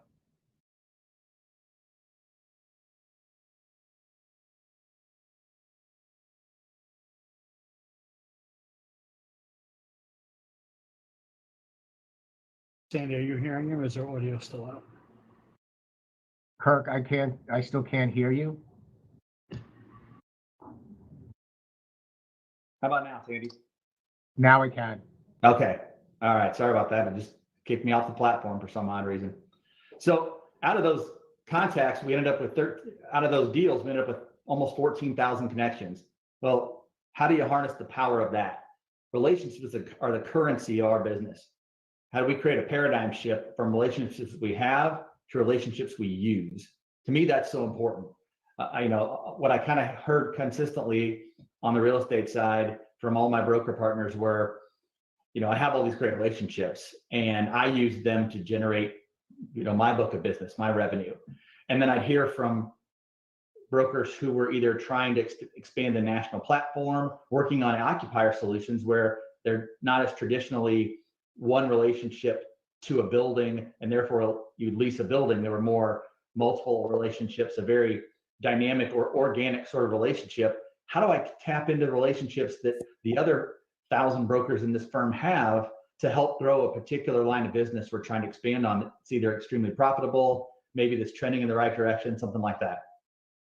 So we really said, how do we do that? Well, one of the big challenges to accomplishing that is privacy. It's all private. Everybody wants it to be private. I don't want to share too much about who I know, what I know, and how I use that to, you know, be my differentiator. That's how I've spent, you know, my career building those contacts, building that information about those contacts. I know what type of bourbon a particular person drinks. I know what kind of restaurant they particularly like. That's currency for me that I don't want to give up. Well, and that's okay because we've created opportunities to shelter that data at the individual level, but provide a collective value in getting the information out to people that know which brokers within the company to connect. The power of the collective team without risk of revealing the secret formula, if you will. So time, Me enter data? No thanks. I don't have time for that. Well, we recognize that's a challenge, and it's not because anybody doesn't want to, it's because literally there's only so much time in the day. We've kind of challenged ourselves to come up with a better answer to that. You know, access.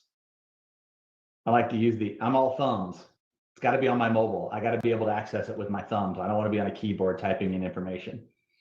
So here, just a quick view of some of the screens from a portion of our application. We actually have a collection in our application that is more than just mobile capability. It's more than just those connections. We have brokerage-centric dashboards showing commissions, off the tops, off the bottoms, rebates. Each broker gets their own Power BI dashboard to really get them a view into how they manage their own business for themselves personally, really valuable for them. Property management database. System link.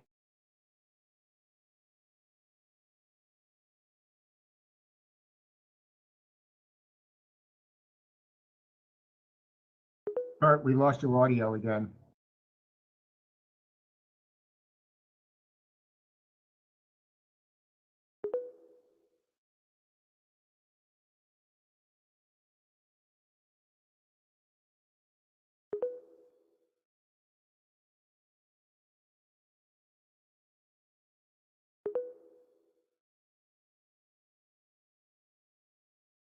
Kurt still can't hear you.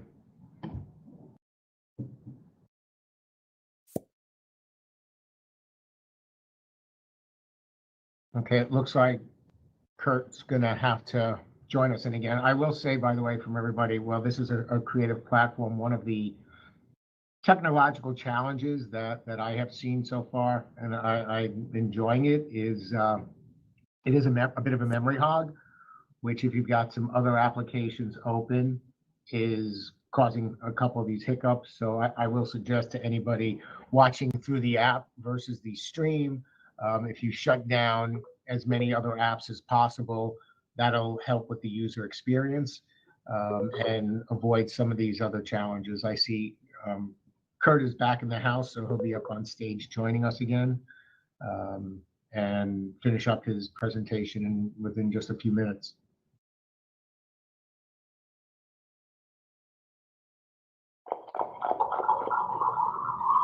Thanks, Steve. You didn't know you were going to get this much exercise, did you? I know, wearing my fingers out. Running up and back and forth on stage. At least I can teleport from the main room to, or from the entrance to here. That's not so bad. As I was saying, so it's really a traditional CRM in terms of real estate, but it ultimately, we deal data. So we're not dependent upon people entering in information. They have to contribute to, it helps create an opportunity so that when a broker wants to know who else in the company has done a deal with a certain company, they can look that company up, see all the brokers that have done deals with them, see the types of deals that they've done, and where those deals have been done. So it really helps tie the company together instead of sending out that email that says, has anyone done business with KBS? Well, probably sure. Most large brokerage houses have done some deal with KBS. Being able to look on a mobile app to see who that actually was, what kind of deal it was, is it relevant to what I'm trying to accomplish? Does that make sense? I think that's really the key. And that's something that that's kind of the key of what we've tried to do to make a CRM for commercial real estate that doesn't face the same challenges in adoption that most of them do. So we're going to be in Exhibit Hall B. We have a booth up there. So if you want to see more specifics about the product, please join us later. Thanks, Andy. Hey, Kurt, do you want to share your contact information? Of course, yeah. So our website is Dynamica Labs. That's my development partnership. Ultimately, I should have my phone number up on the last slide, but I don't. But you can certainly find me on LinkedIn. Kurt Emshausen, I'm former Chief Administrative Officer of Transwestern Commercial Real Estate and Cassidy Turley prior to the Cushman buyout. So And like I said, we'll be in Exhibit Hall B if you've got any questions or you want to see the product up close. Great. Thank you very much, Kurt. Thanks, Next up is going to be Jessica Rosner from Dwelling.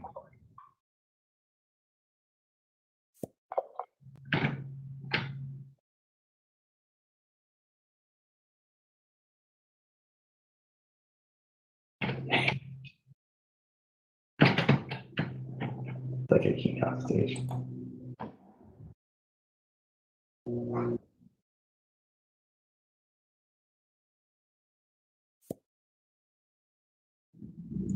Okay, can everybody see my screen? We can, Jessica. And you see the PowerPoint? Yes, we can. Amazing, thank you. So hello, my name is Jessica Rosner. I am the founder of Dwelling Technology. Dwelling is an app built specifically for subleasing. So just to give you a little background about myself, I'm currently a student at Columbia Business School. Before Columbia, I owned a furniture store. We did everything from furniture to home renovation to building and so forth. Currently at Columbia, I am the president of the Real Estate Association. So it's very nice to meet everybody.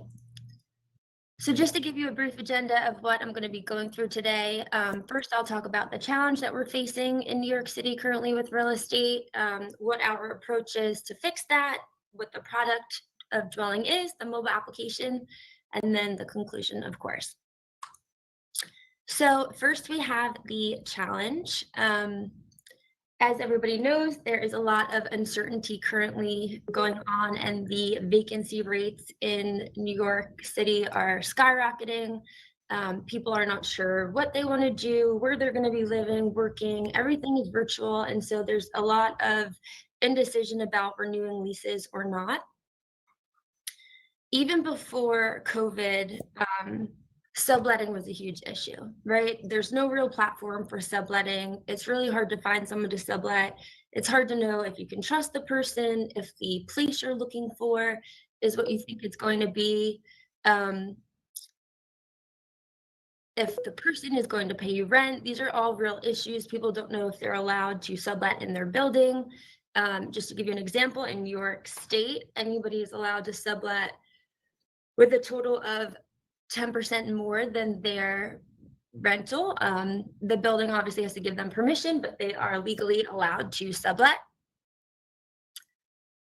So just to talk more about our world in limbo currently, people are unemployed, different industries are changing, people have had to pivot.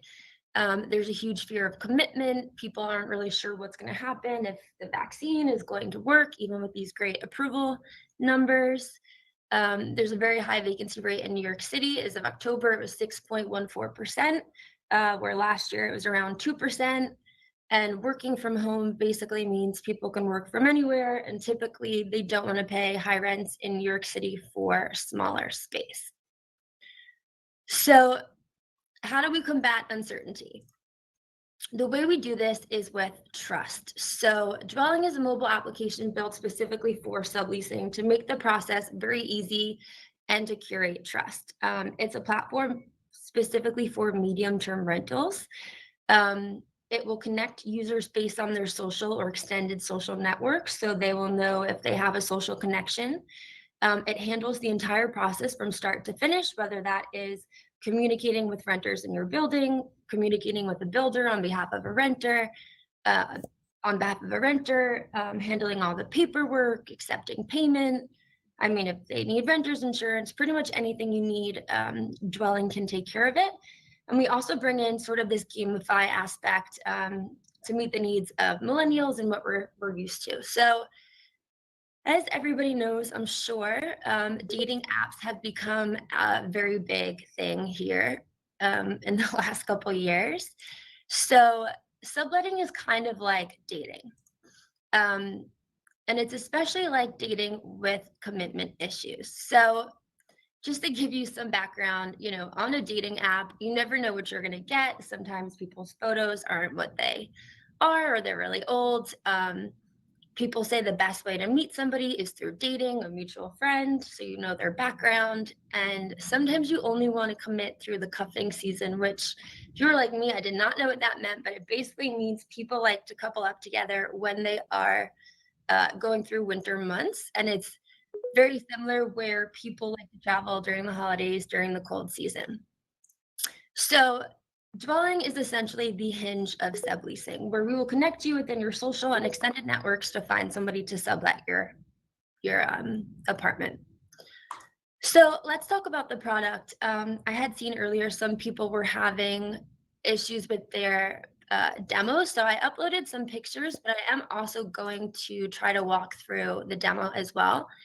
But here are just some screenshots of the app, so you can list your property, search for properties. It will let you know if you're connected through your Facebook friend, or if you guys went to school together or work together. It gives you all of the details about the property. You can search by map and create a profile for yourself. So let me just switch here.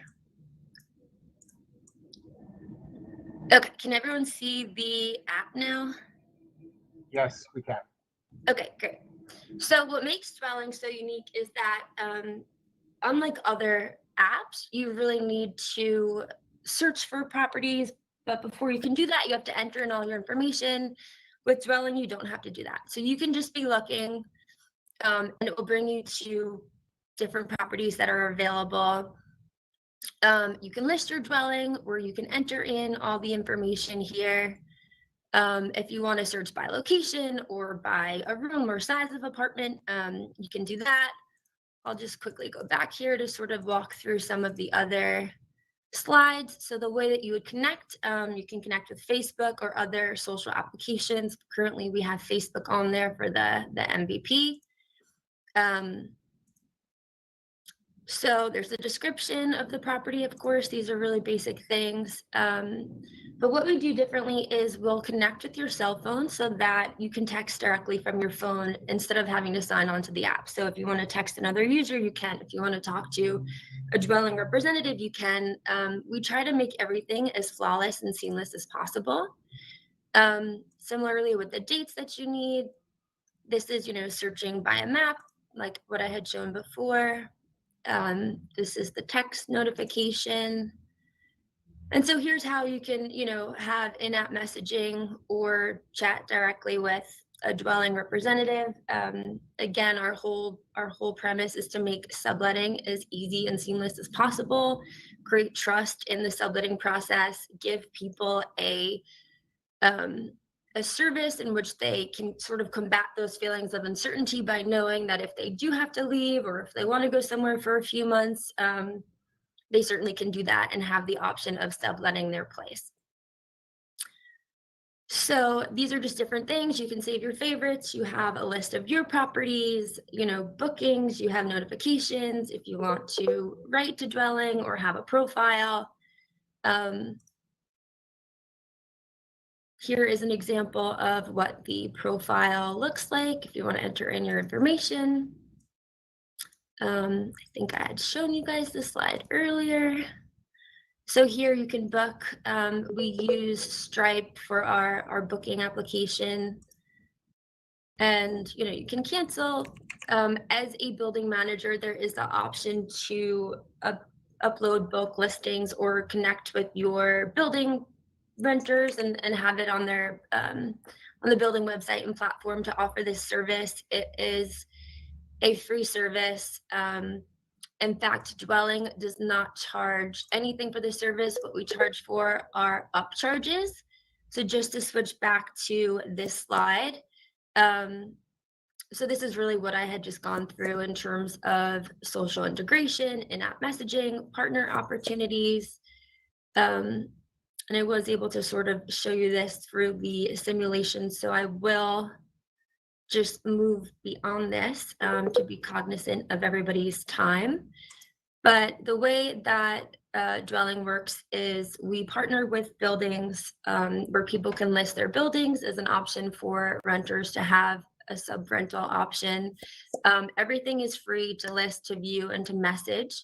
The way that we charge for any type of fee is through up charges for service. So if people want us to handle the lease documentation, we'll do that. If they want to verify the users or get background checks, we can. If they need renter's insurance, furniture rental, in-app payments, whatever it is. So in conclusion, if you're interested in learning more about dwelling or hearing more about it, I would be very happy to walk through a demo again and give you all information.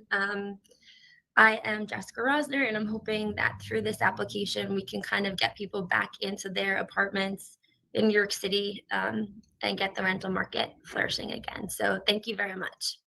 Thank you, Jessica. Great job. I will tell you, anyone who lives in New York knows online dating is pretty scary these days. So good analogy. Yeah. So next up on stage is Joe Benzivi from Vero.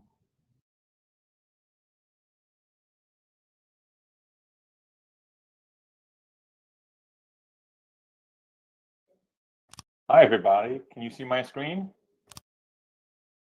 Yes, we can.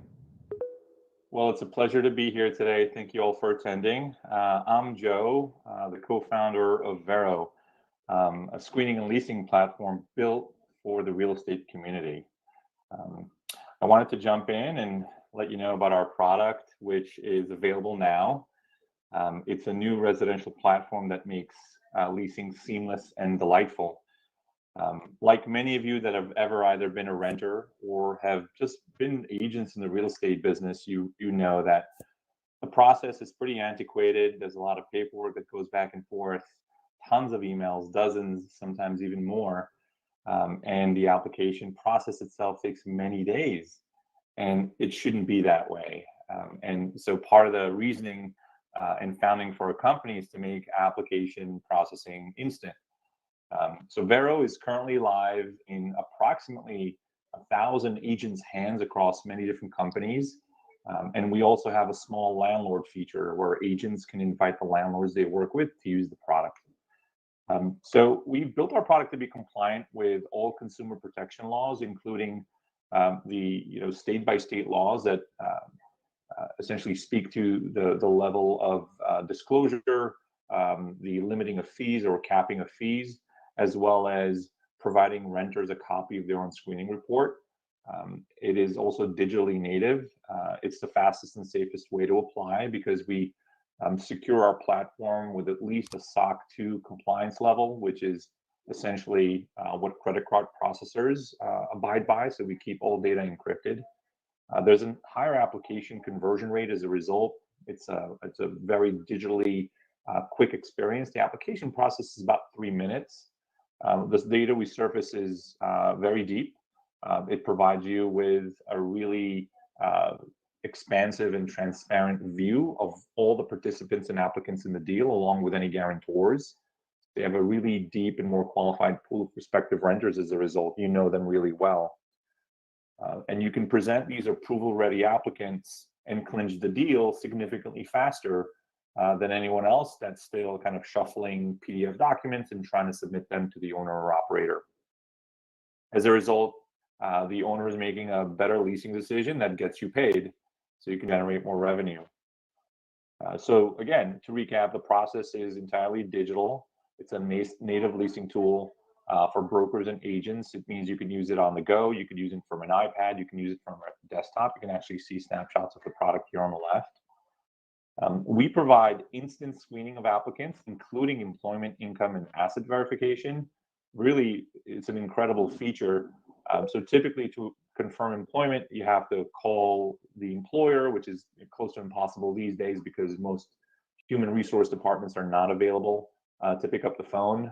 And so getting a written confirmation of employment just takes days. And if you're using any third-party service, they're still relying on actually the word of the applicant of who their employer is. And you often, that's really prone to fraud. You often see that. So what we do, we instantly verify that they're employed, saving you at least 4 to 5 days from that approval process. We also collect all fees and documents. You can do so while on the go, whether it's an application fee, of course, capped at $20 here in New York. So we act as the payment gateway for that. You can also collect security deposits or first month's rent, or any form of deposit for the apartment. You can share all the applicant data with an owner that you can have actually participate on your account on Vero, as well as any like leasing teams or property managers, and you can do so instantly. So the minute the application is complete, you can share it right away. And we also provide a pretty expansive deal room to track the status of all of your deals. So here's the experience for the renter. I'm also going to show you a live version in just a second. It's just 4 steps. You invite a renter to apply, they sign in, they apply instantly. They can invite any roommates or guarantors that they work with. The verification process takes just a couple of seconds on each applicant once they've selected the submit button. They're able to see their own report and upload any additional documents or edit their application after the fact if you need them to. And a new feature we have coming down the pike is also you'll be able to generate leases for them, templatized leases that they'll be able to sign from anywhere. You have flexible preferences and settings and permissions, so you can decide who has access to your account. You can decide if, for example, you represent a small landlord that has one workflow in one building and another workflow in another building, you can have different length applications. We provide instant identity, employment, and income and asset verification, all the credit files, alternative data sets, criminal OFAC and sex offender status, again, all instantly. And you're able to instantly approve or conditionally approve applicants or even decline them and have pre-built language and disclaimers attached to each. And as I mentioned, a new feature is lease generation.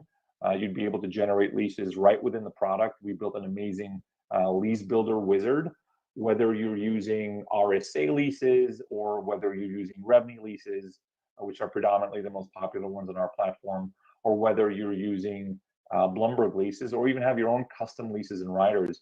We digitize all of them within days of you onboarding onto the platform, and you're able to process these pretty seamlessly right on the platform. Wanted to share this case study of a broker and a developer that had partnered up and were using our platform actually down in Florida. And a key item to mention is that their increased application conversion, significantly more people applied because it was instant. It was so easy versus going back into their emails or folders and then collecting 6 to 7 pieces of documents that take days to do so. And on average, we saved them 1 week of vacancy, which is about $1,400. And the agents got paid more quickly as a result. This is just a sampling of some of the companies that use us. All of Bold, New York, teams at Compass, teams at Element, all of Choice, New York, 2 offices of Sotheby's in Brooklyn, all of Elegant, all of M&S, all of Dynamic, all of Platinum, and a new firm in Chicago with a brokerage firm that just started using our product. But as I mentioned, we have thousands of agents that are currently using us. Adoption is incredibly high. Once folks start using our product, they never leave. And the retention is also very high. And one thing to mention, our screening is always 100% free for brokers and salespeople, meaning this platform is available to you at no cost and will never cost you anything. Joe, Yes. sorry to interrupt. Your PowerPoint deck is getting cut off. If you look at the screen, it's kind of large, so you can't, so people can't see everything that you want them to see. So I just want to. Sorry. No, that's okay. I just want to let you know. Is it looking better now? It's being cut off to the right. We can see kind of the left preview. Yep, keep going a little bit more, and then up a little bit more. So, okay, so we can see the deck. Yeah, or maybe you just need to minimize it a little bit.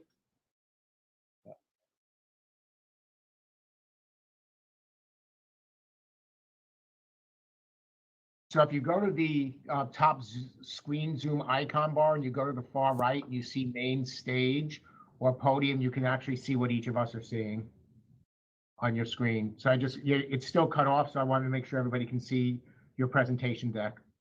Sure, I appreciate It just that. needs to come down on the page. If you can drag it down closer to the toolbar on the bottom. See.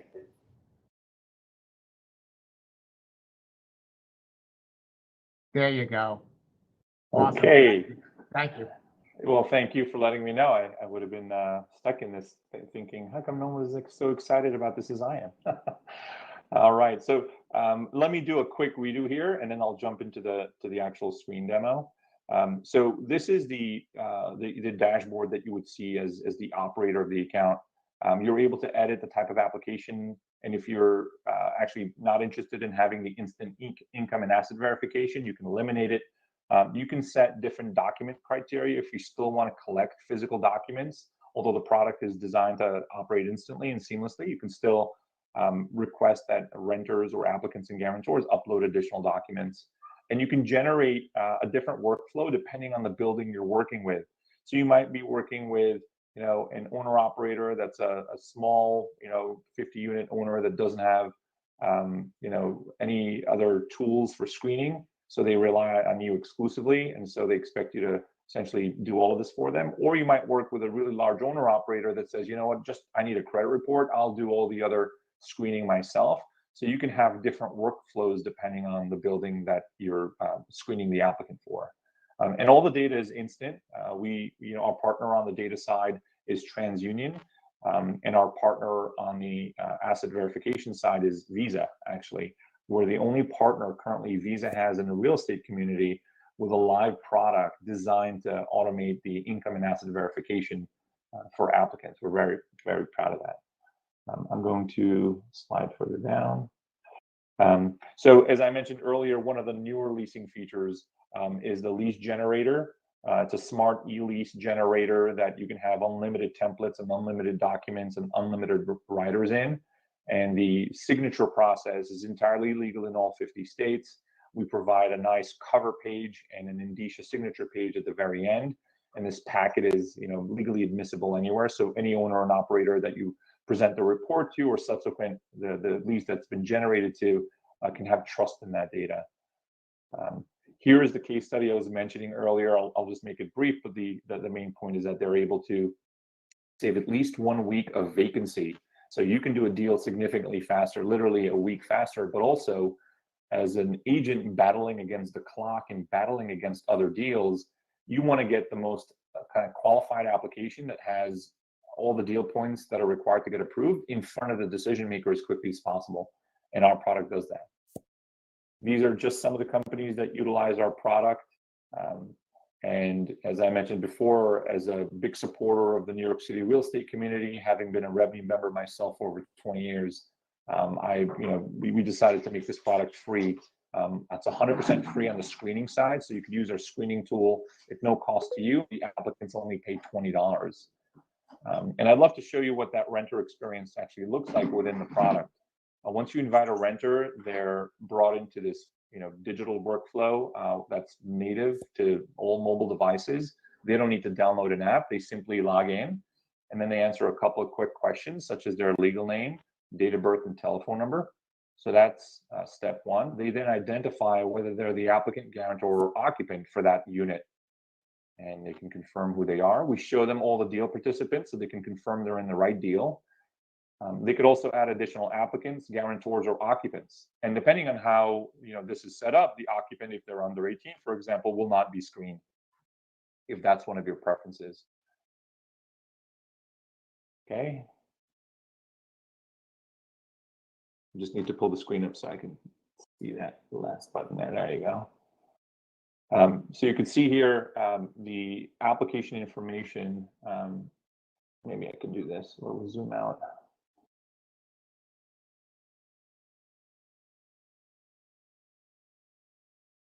Okay, I'm just trying to make sure the screen is still visible here. You may not see the entire panel on the left, but there are 6 sets of questions, including their residential history, their landlord contact information, employment history, and you could add also, an item where you're unemployed, haven't started yet, I'm a student. You can add a previous employment as well. And courtesy questions, which are customizable, including, do you have pets, the breed, the weight, the age, whether they've been spayed or neutered. And it's a smart application. So if you do upload this, if a renter does answer that they have pets, they can add a photo of their pet at the end of the application. This is where they pay for the application. The screening fee, again, is $20. It's not $35. It's $35 outside of New York. And now it's time for them to actually verify their income and assets.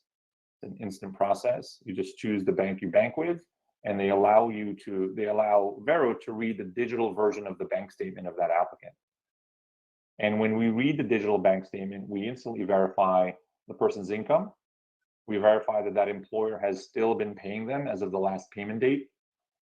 It literally removes the need to look at bank statements, which, by the way, is very insecure to send over email or to keep as a PDF on file. We actually read the digital version of the bank statement and encrypt the data and only surface it on this report here.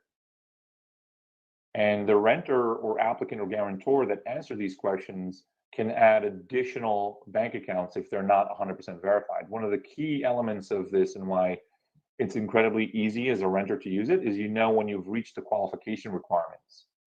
So I can continue to add additional sources of income if I have multiple jobs or multiple income streams, in addition to adding more assets to make myself more qualified for the unit. And as you could see, this took me under 2 minutes to complete.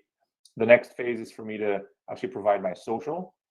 So I'm going to do that and actually verify my identity by answering these questions here that only I would know.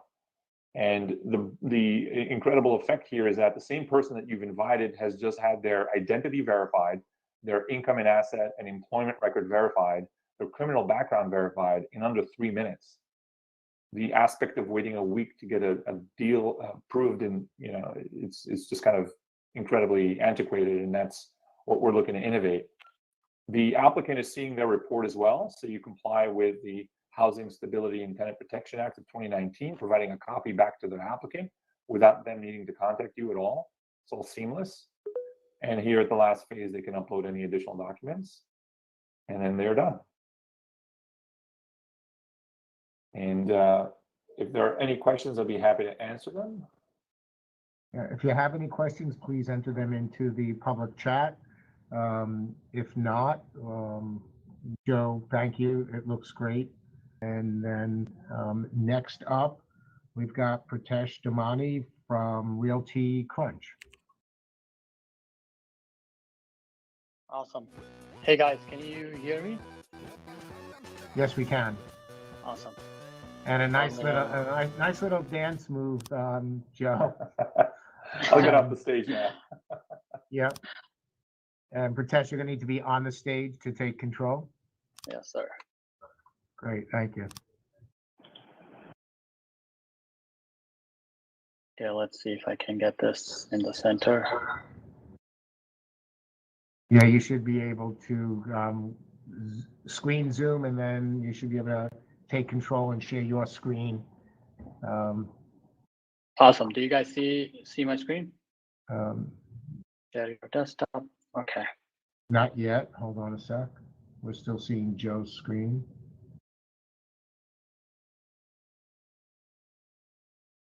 So hold on just 1 sec.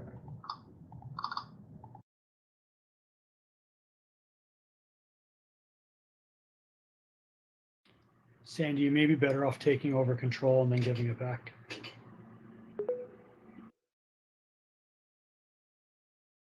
Okay, let me do that. Okay. All right, Pritesh, why don't you try and take control now? Awesome. And share your screen again. Amazing. Let me know if you guys can see it. It just show like a house icon. I do. We see it. We see the PowerPoint. Awesome. Yep. Great. All right. Thank you everyone for the opportunity. My name is Pritesh Damani, and I am the founder and the CEO for Realty Crunch. We are a New York City based company, so we are very proud and honored to be here. Again, a little bit of a background. I'm a technology entrepreneur, and I am not a broker. I'm not an agent. I've learned a lot in the last 2.5 years since we started the company. And the company started with my personal pain point of being able to just buy or rent a property in a very simple and effective manner. And from my perspective, it was always about, it starts with discovery, looking at and finding the perfect platform, perfect house or perfect apartment for rental across different .coms. So whether it's StreetEasy or whether it's Corcoran.com or Element.com or whether it's apartments.com, and keeping up with all the conversations talking to all my roommates and figuring out, who's interested in which property, rating them, commenting on them, keeping up with them, all of that stuff. So basically, not only discovering the apartment that you're looking for, but also then communicating and collaborating over it. Combine that now on the flip on the other side, where the agent is helping you or the building leasing agent is helping you find or organize your search in that building or like a suite of buildings they have. How do you keep up with all the conversations that are happening across the board? So we came up with a platform. So this is typically what the space looks like, right? Like it's complicated. There are numerous .coms out there where you can find apartments that are for buy or for rental. There are numerous technologies out there that will let you sign a bunch of documents. There are numerous technologies out there, including email, texting, Excel sheets, Dropbox for file sharing and all of that stuff that exists. And of course, there are numerous CRM technologies out there. So what we set out to do was to cobble up something together that is the perfect collaboration tool to not only discover the property you want to rent or buy, but then go ahead and actually transact on the platform, right? With that, I think it's easier to show than to, talk about it. So let's go and look at what it looks like. So I am a client. I am the leasing agent, and I'm looking at a client named Pritesh. Just to confirm, you guys are seeing a screen with a bunch of properties on it, like a bunch of boxes, grid of screen. It looks like 8 different units. Perfect. Yeah. So conceptually, what you're really doing is I am the agent, and I have put together what we call a wall of properties for my prospective tenants or renters, right? It could be a group of people, roommates, or it could be a husband, wife, or a family renting. You simply add all of the people who are interested in this search in here, and now all of them can see these properties. Now these properties come from all sorts of different places. They don't have to come from one place. That's the best part and I'll show you how that's done. But when you click on it, you can quickly see, this is a bad example because it's for sale, but it works for rental as well. You can quickly see that, and you can quickly comment saying, this looks interesting. Let's go look at it. So what I've effectively done is I have blasted a message out. We have an app, so you get a push notification immediately. So the agent, that is me, gets a push notification saying my tenant is interested in looking at it. I can tag this property as shortlisted. And now my roommates also get this notification. Everybody's on the same page. We can, of course, quickly communicate with each other. Let's meet at 3 p.m. Downtown. Boom. Now, again, the concept of texting and emailing immediately just goes away. I can share files, floor plans, pictures, whatever I need, just drag and drop them here. That's stage 1. So before I move on to stage 2, which is how do you transact on the platform, let's quickly answer one key answer, which is how do I add properties? So if I'm on StreetEasy, which is a New York City, specific one, the VR extension, you click this one simple button, and I'm an agent. Remember, I'm working with many tenants right now. I found something interesting. I want to send it to Pritesh. I just click one button and it's sent. Immediately, Pritesh gets a push notification saying, hey, this just got on the market for rental. Let's jump on it. Now, the idea being that I'm now no longer required to stick them to a one particular .com, whether it's Element doing their own leasing, whether it's Corcoran doing their own leasing, or whether it's Elegant doing their own set of agents, 120 agents working together as a team or independently. They can all collaborate on one single platform.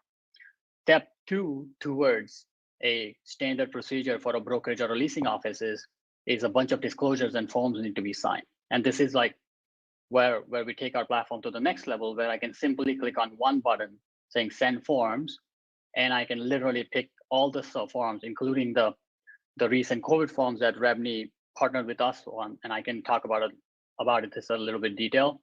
I'm going to send quickly 2 forms for signing, and look at how easy this is. I'm going to pick this form, and I'm going to pick the New York State anti-discrimination form, which is a required form for brokerages and leasing offices to send out. I pick the client I want to send to. Next, recipient, next, These are all optional fields. I'm going to skip them. Next, and hit send. Now, we built our own document signing platform from scratch, which is SOC 2 compliant, CCPA compliant, and New York Shield compliant. Our documents can be held in, and accountable in court, and it's signed digitally, and all the laws are maintained.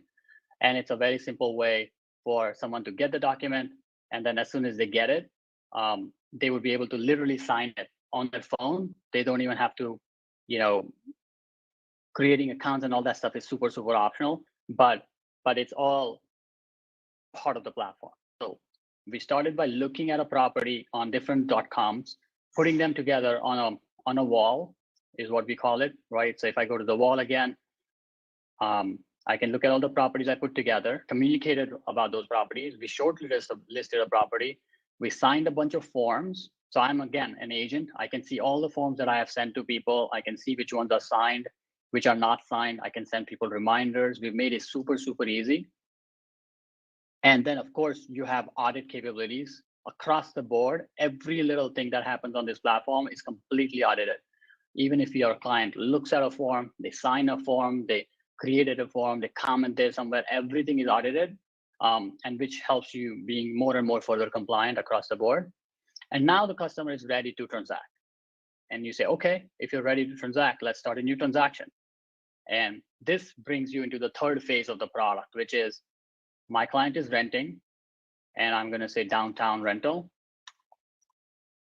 And again, this is a completely customizable process. We have an example process that we put together on learn the whole process. What can you afford? Different kind of documentation you have to provide while you're going through this thing. Sorry, I'm having an internet issue here. We have a very detailed checklist of 2 pay stubs, all the documents that you need. They are dragged and drop in here. And again, completely encrypted at store, at transit, completely compliant to all the legal regulations necessary. And you can assign this to people and who's going to take care of it, whether the husband is taking care of it, the wife is taking care of it, or the roommates are taking care of it. In progress, the due date for this documentation is on the 18th. So there's complete project management built into this thing. We're working with basically all the brokerages in the city, Element, Corcoran, Compass, Brown High Stevens, Halstead, Elegran, Bohemia, pretty much everybody in the city is working with us. And we are helping them through the document signing process. We're helping them through the discovery process to get all their agents together, communicate, and talk to each other, and bring everything into one seamless experience. Our goal is to make this process extremely, extremely simple. And the last thing I will show you is these templates are completely customizable. So here's an example of something I just put together really quickly: a rental application and a board package. It's a simple checklist of things. You can add your own steps. Let's just say REBNY demo step, just to show you how instant it is. And inside that step, I would add a checklist item saying manager approval. That's it. And then when I'm ready as an agent to sign a new transaction, all I have to do is go to my client is renting, Elegran. It shows up because it knows that it's a rental template, and only Elegran, for example, would have access to this template, and say downtown rental 2. And immediately when I go to downtown rental 2, you're going to see the REBNY demo step, and I go through this thing, manager approval. It's all available immediately and instantaneously. So again, our goal is to start from discovery, which is I think one of the most painful process. And it's kind of funny how my previous the previous companies that demo do bits and pieces of this thing. So I saw the dating app, the dating correlated app which was very well done, by the way, congrats. That's, something that we do in a different way, but here's a collaboration on how it's done. And then after that, we walk you through document signing and transaction management on our platform. It's all holistic and it's all one single place. Going back to my presentation, just summarizing it, it's a collaboration platform. So you find your possible homes to rent or buy, bookmark them in one single place, and collaborate with your leasing agent, with your building owner, and your roommates all in one place. And then transaction platform where you have step-by-step walkthrough of the transaction, and document signing platform. Talking about traction, what we have had so far in New York City. We partnered with Real Estate Board of New York. We're very happy about that. And we offered all agents across New York City a document signing platform. And to date, we have more than 2,000 agents already signed up. It is really difficult times. So we expect, what we know is people who have business have already signed up, but we expect literally every agent in the city to sign up because our document signing solution is literally the most easiest platform you can find anywhere, I think, because it's literally point and click. So we get fan mails on a daily basis, and we're very proud of that. We are working with all major brokerages, like I mentioned before, BHS, Halstead, Corcoran, Compass, anybody, literally anybody in the city is using us at the moment. So we are very, very happy about that. We continue to be very New York City focused, and we continue to be very REBNY friendly. You can execute REBNY leases on our platform. You can execute the other writers that you need, New York State documents, all of that stuff is part of the platform. That's our short and sweet demo. Any questions? Great, thank you, Pritesh. The product looks really great. I want to try and keep us on schedule. So thank you very much.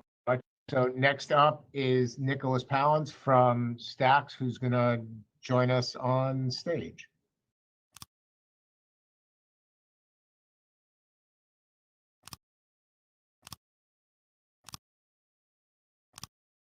Hi, everybody. I'm just going to get this set up real quick.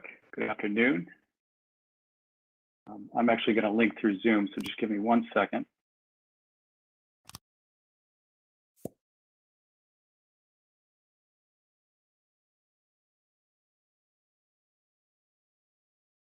Sandy, can you see that? Is it Yeah, hold on a second. I'm going to try and. Oh, you know, it may be that I have to hold on 1 sec. Yep. No, hold on 1 You second. just have to close purple and you'll be all good. Close purple, right? Mute it. Don't close it. Not mute it. Okay.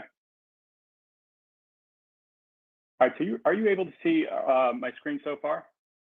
Just give me 1 second. Now try sharing your screen. I had to take control to release it. Oh, I see. So you should be good to go now. Try again.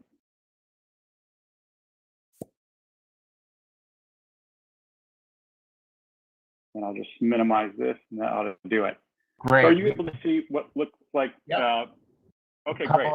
Couple of circle charts. So we're looking good. Okay, perfect. So good afternoon, everybody.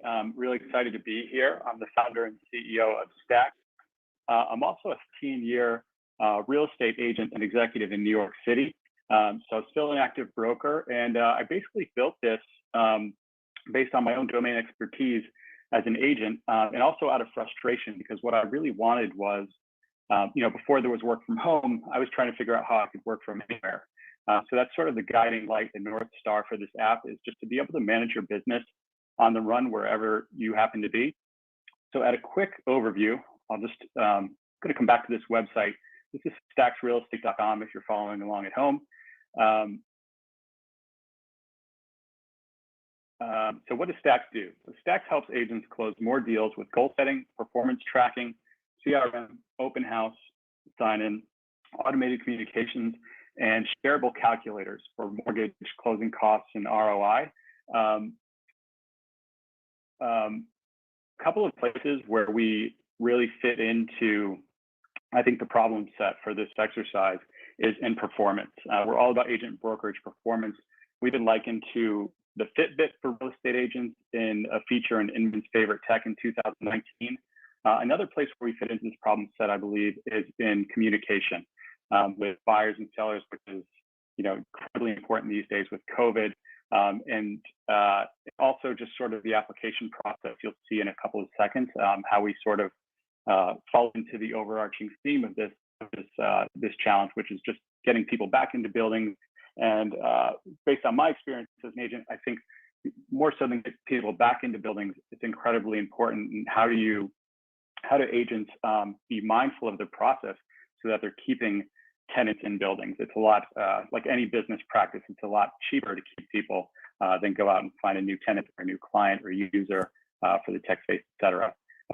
So I'm just going to show you a couple of quick links. Getting started with Stacks is extremely easy. The first step is basically to go to the App Store and just download the app. It's going to ask you just two simple questions when you get started.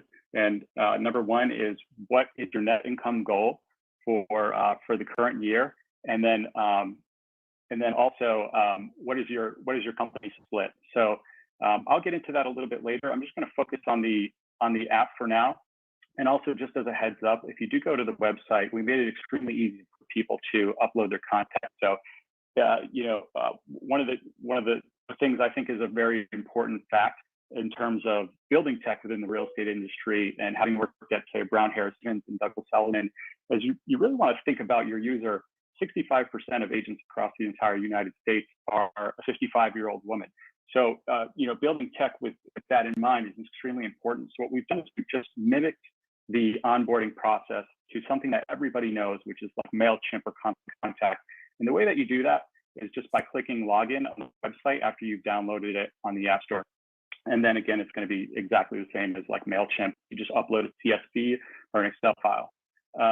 So great. So just moving into the app now, I'm going to give you a couple of high-level views of the main tabs in the app, and then happy to answer any questions. So this is sort of your main dashboard. And again, it's all mobile focused. The idea is to be outside of the office because the clients aren't in the office. They're outside. They're at a coffee shop or they're at a volunteering event. So now you have it in your hand. Quick view of this is now that you've put in your agent split, which by the way, the agent split can accommodate anything from like a traditional New York City brokerage house where you might have like 5 or 6 levels of hurdle commissions up to say like an EXP or a Keller Williams that's set up more on a cap structure basis. Or if you happen to own your own brokerage, as I do, you could just have a fixed agent split. So for this example, this example user, we're just going to assume that they had a goal of making $1 million net per year, and that they're at a fixed percentage of 100%. So that clocks out at about $40 million in sales volume, which is their goal. So you can see this person is about 26% on the way to their goal. Here's the 40 million. And myself, what I'm always thinking about as an agent is, where am I currently, where am I going, and how do I get there? So for this example, this user has sold $10 million so far, and they've got roughly $30 million to go on a sales basis. So if you were to click on this tab, on the speedometer, sorry, you'll see it changes from sales over to gross commission, then over to net commission. So you can constantly be aware of where you are and where you're going. If you go down here, we've got just some sort of high-level statistics. We'll drill down in a bit, but you can see this user has. If you click on it, you'll see they've got 40% in repeat clients. If you scroll over, you'll see 60% are sellers. 20% are landlords. It's just helpful, as you construct your business or if you transition your business and you want to manage those KPIs, those key performance indicators. You can also see where your business is coming from so that you can double down and get more of it. So this user is 40% in the West Village, 20% Upper West Side, number of deals, so on and so forth. And then I'm going to show you a couple of things really quick before we leave the screen is, a large part of this too is forecasting. So, what we found, what I found just being in the industry and also talking to users as they use this is agents tend to be more words people when they're in sales than they are numbers people. So if we can automate the financial forecasting, the tax forecasting, all those types of things and make it completely foolproof, we believe that by showing them these key performance indicators, we can make them just better business operators in general, which in turn will make them top performing agents. So in order to do that, just on a high level view, click status. You can check, if you want to forecast what I've closed so far, but then also take into account deals that are in contract, or just say deals that are in contract and that are accepted. You can do any sort of combination. It'll update that screen right away. So I'm going to move in just at a deeper dive here. What we've done is we've thought about how the Wall Street Journal rankings come through and the Real Trends rankings come through every year. And we want to put those, we want people to be cognizant of those metrics so that they can make that list and rank high on it. So what you have here is every year that the agent's been in the business, it's super low friction. If you want to add another year, you don't have to go back in and update the entire spreadsheet or add all these new users. You could just simply with a click, like let's say if you wanted to add 2013, you're just thinking about like what your net commission was that year. Then it'll take into account and you can get a total career view. So just looking at this list real quick and harkening back to the Wall Street Journal, I mean, the high level statistics that I showed you on the main performance page are all here. So you're thinking about your goals, but you're also thinking about, you know, the number of sales, rentals, but also number of deal sides, which you're probably all familiar with, the agents in the audience or the managers are all familiar with. This is really just designed, I mean, I've had coaches that cost tens of thousands of dollars a year, incredible managers. I've been a manager myself. This is just designed to be a proactive tool that you can collaborate with agents, can collaborate with their managers, managers can collaborate with the brokerage owners, and they can see top down how their agents are doing, how their offices are doing, so on and so forth. Same thing with coaches. I used to waste a lot of time on coaching calls, just updating spreadsheets. And here, if my coach could just pop in, they could see before we even get on the call and see where I'm at. Other things to make people better business people is, you know, what's your pitch success rate? How profitable are you? Are you growing year over year? Are you tracking to your monthly pay step? Again, is all set out with those first two things you enter when you start the app. You know, every other profession, if you're an attorney, you're thinking about what you bill on an hourly rate. So keeping that in mind on a yearly basis, I think is extremely important. So you can double down on where your time is best spent and cut bait where it's not. Same thing with expenses and taxes. This is all just aggregate, but you'll see on a per deal basis. I'll show you that in a second. Average, median, sale, and rental. Pricing accuracy is something I use in listing presentations all the time. It's just a way to communicate confidence in a listing presentation. I could say to a seller while I'm right there, I could say, you know, this is the price I'm giving, and you could be confident in that price because over the life of my career, I sell to 97% of what I initially list the property at. You can try that with buyers too to see how close you are to their initial budgets. Average days on market. If you're building your referral income, it's extremely important, especially in this market as everybody's moving around. You can keep track of inbound, outbound, what you're paying your company, and also how many hours you're working. So I'm just going to move over to the clients tab. This is essentially your sphere of influence. I used a ton of CRMs. I just wanted a really mobile, minimal, clean version, just the basics that I needed.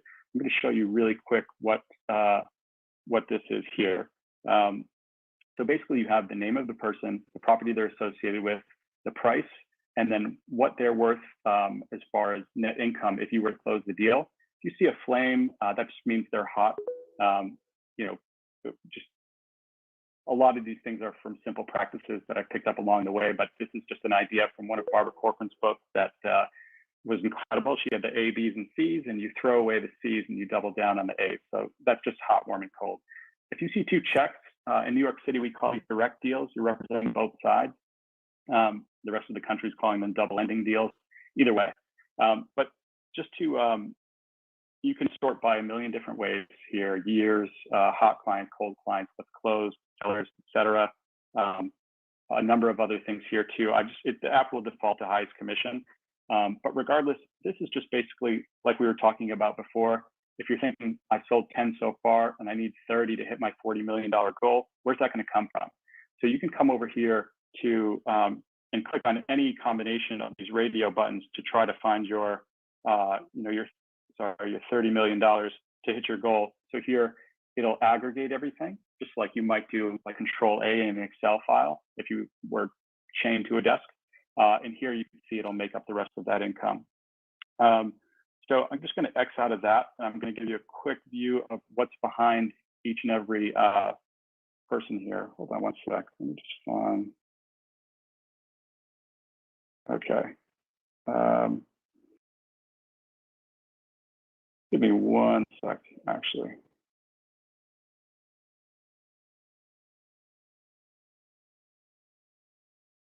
something we recently added based on feedback for people that are playing a little bit more of a volume game. And they wanted to be able to sort by in the initial screen based on the date that they were supposed to follow up, so they could just go through and kind of robocall a little bit. Maybe not as much of a New York City thing, but incredibly important in the rest of the country. So, so you've got just an abundance of data here about the deal and about the client. You can call and email from directly within. This is where your follow-up is. It'll send a reminder, your client type, status, Barbara Corcoran thing I just mentioned, hot, warm, and cold. This is your, this is where it's going to track your price accuracy. So let's just say I'm going to put in 7 million here. You've got everything you would need about the deal, the commission, if you had to override it. If it's a co-broke, you can click that. And I'm just going to show you real quickly too here. You've got a place to put referral, your house split. It'll give you your projection, your net income, your expenses on this deal, your tax projections for this deal. So let's say it winds up being a $175,000 commission. It's going to tell you to put $57,000 away so you don't get caught flat-footed with your quarterly estimated payments. I think that's something I've seen a number of times with agents. And another part, just to go back to the problem set for this challenge, is in communication. So there's just a couple of places. I'm going to breeze past a few features just in the interest of time. But for closing date, so a lot of systems will give you an alert based on when you've closed the property. But as an agent, just like in practical terms, it's great to have the alert on the day of, but that's almost too late. What you want is the day of, but also like a week in advance, so that you could plan a dinner with Gary, or you could plan, you could send him something nice, a box of wine or a case of wine or whatever. And so that's all just going to be based off the closing date. Neighborhood, lead source, all of that other stuff, a place to put notes. If you want to report a deal to your manager, to your company, you can do that here. I'm going to zoom out real quick and just show you another opportunity we've made for, see where Dwayne here, for sellers. Hey, Nicholas, this is Sandy. Yeah. You're going to have to start wrapping up to keep on time, please. Oh, sorry about that. Yeah, No, that's okay. I'll skip ahead. I'm just going to show you really quick another opportunity to communicate with people. We've got shareable calculators. We've got mortgage, cap rate, cash on cash, closing costs. So if you click the button, you can add as many lines as you want here. If you click the button, you can text it, email it, WhatsApp. We've also got open house intake, so you could hand your phone to somebody at an open house. The cool thing about it, though, is that as you're looking through the people that came that day, you can just click Move to Clients. It'll sync over to your Clients tab. Moving forward, you can organize all your vendors here. You can organize all your resources. We've got a ton of things. You can find us at Stacks Real Estate Online. We partnered with continuing education, with Amazon for purchases, all sorts of things, and discounts on continuing ed and certifications. That's kind of the gist of it. I'll let you move on there. Great, Nicholas. Thank you. Great job. It looks really good. So next up is Habitatum and William McCusker. So come on up and join us on stage. All right.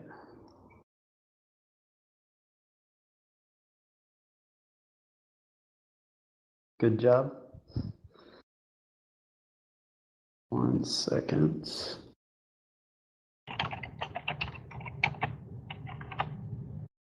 Sandy, has it been better to upload a file versus share screen, or does it matter? Either way, sharing a screen is fine. People have done both. It's whatever you're more comfortable with. Sharing a screen is fine. It's one click. If you go to the screen zoom and then you click on the second from the left, oh, there you go. You've already got it. All right, not bad. Thank you. Nice to meet you.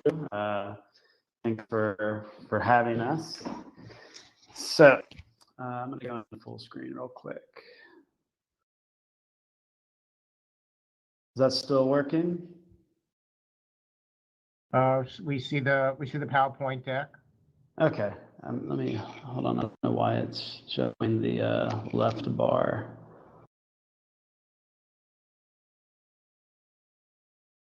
Well, is it visible enough for the most part? Yeah. Okay. Yeah, we can certainly see it. Okay. You're good, William. All right, thanks. All right, cool. So William McCusker here. I'm the Director of Partnerships for Habitatum. The company was established in 2014, headquartered here in New York City. And we're here today with our location risk score. And that is a financial benchmark for real estate investments and lending. The construction of the score is based on activity, mobile phone activity. I'll go into all this in more detail in a bit. Business density and diversity, and then also the quality of a location's surrounding area. It is a score, so it's a normalized relative score, and you'll see as we get to the examples, we use 1 as the top score and 10 as the weakest. There are 2 main categories of how this location risk score works. There's a local location risk score, which is, you can think of that as a neighborhood score. And there's an accessible score, which is based on areas nearby through catchment area isochrones at different intervals of time, like a 10-minute walk, for example, or 20 minutes by public transit. And it's not just the distance that an area can reach. So it's not all about the transit system per se, but how good of the locations that an area can reach are. And then together we have an overall score, which is the average of those 2 scores. And so the way this is delivered is as a data feed meant to be integrated into a client's existing system. And the real estate metric that we're associating it with is cap rate. We see a pretty strong correlation between low risk, so in the 1s and 2s categories, and a low cap rate, and vice versa. A higher location risk score should be an indicator of a higher cap rate.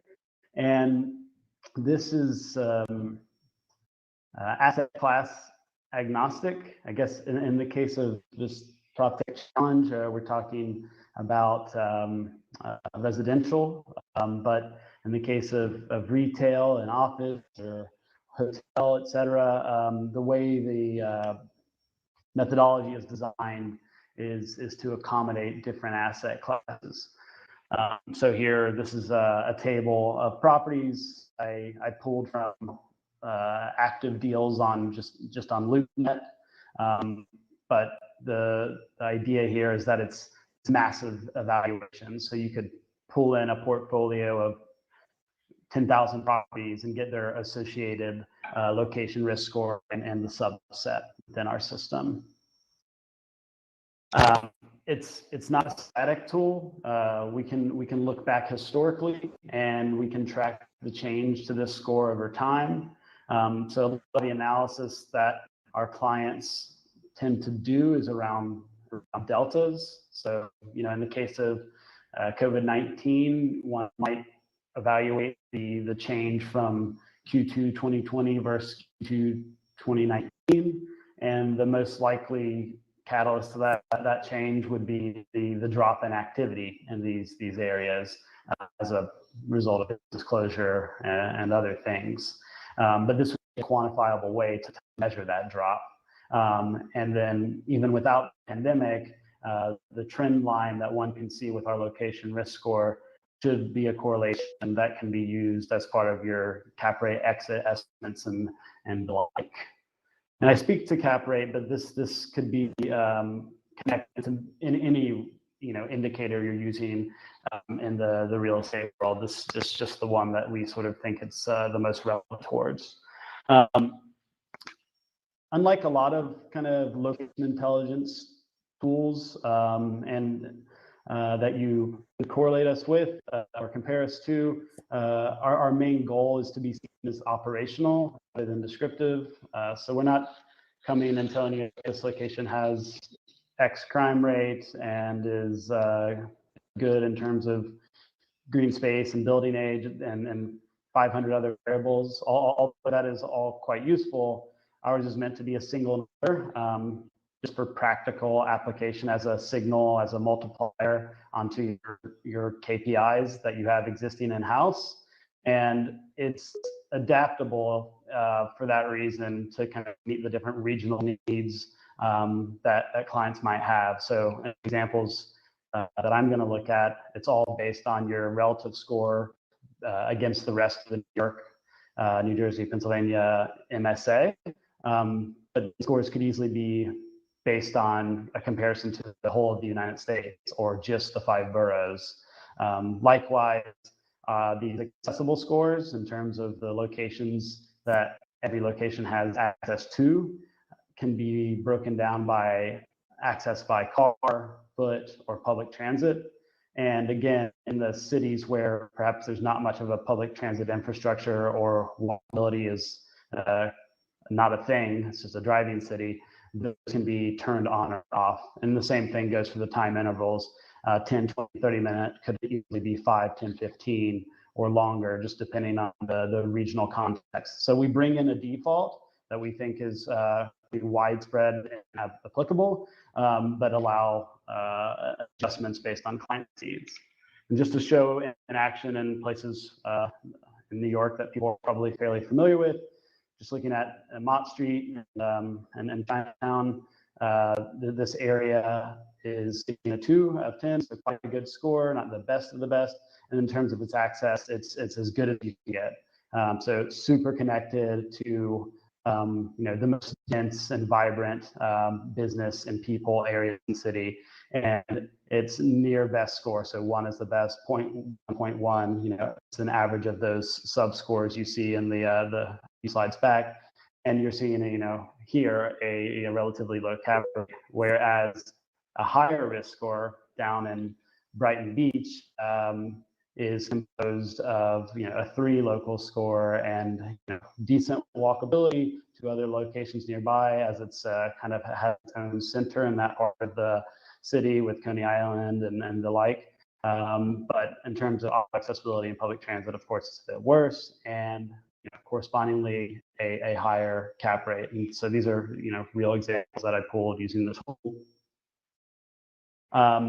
Beyond just the score as a connector to cap rate and a way to adjust cap rate, it also can be used as a means to think through reprofiling decisions. And again, in the time of the pandemic, shopping centers are being looked at, and with the lack of traffic, there's been a trend that we're seeing for a redevelopment as a distribution hub or micro logistics. And when an owner of these type of developments or someone who's looking to reprofile, trying to decide between several or what the best candidate might be, a profile like this is an example where you have great auto accessibility, good for the distribution, and poor walkability and public transit.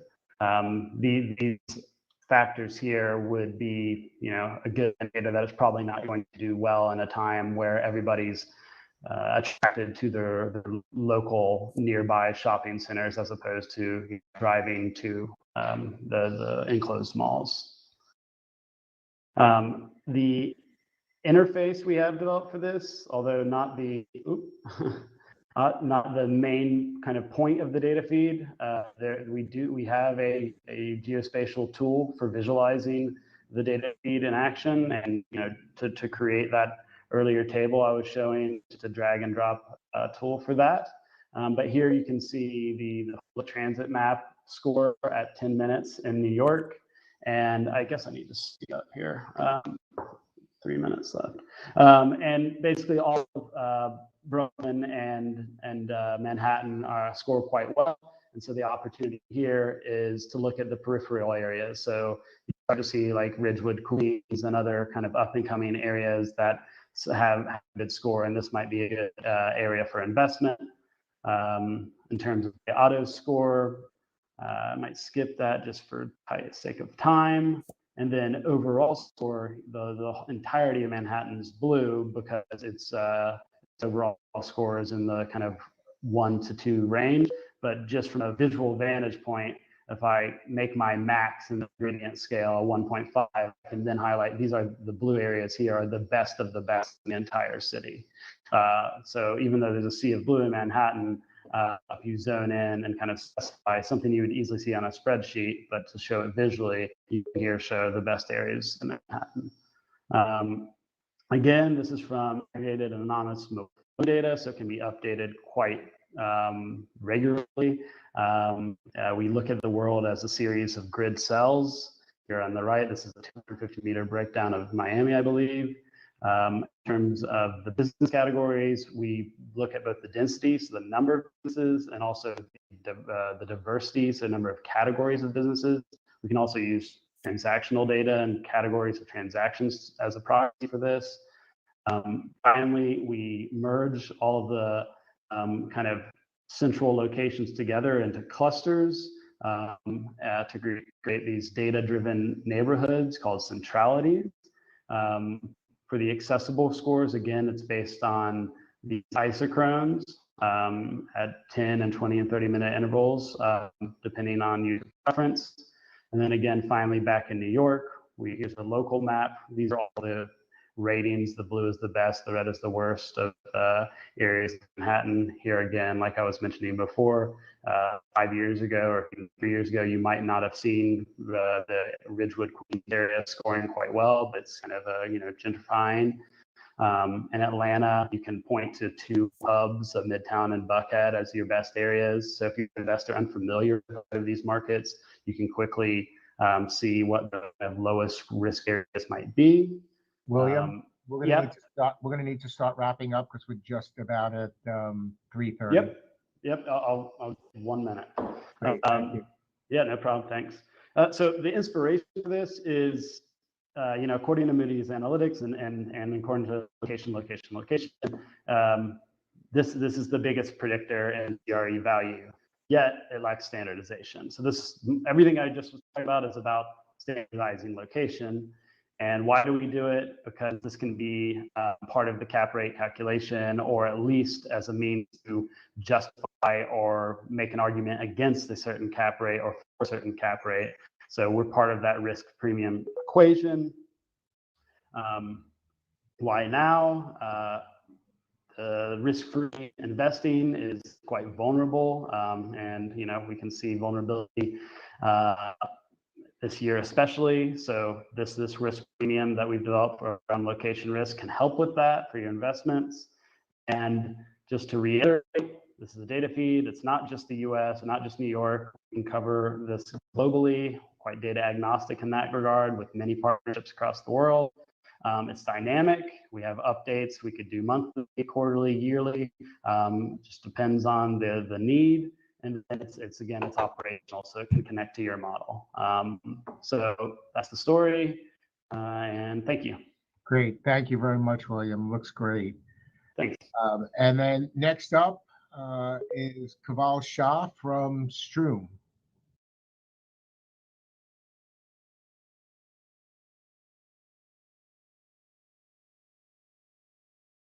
Hello, everyone. Gonna share my screen here.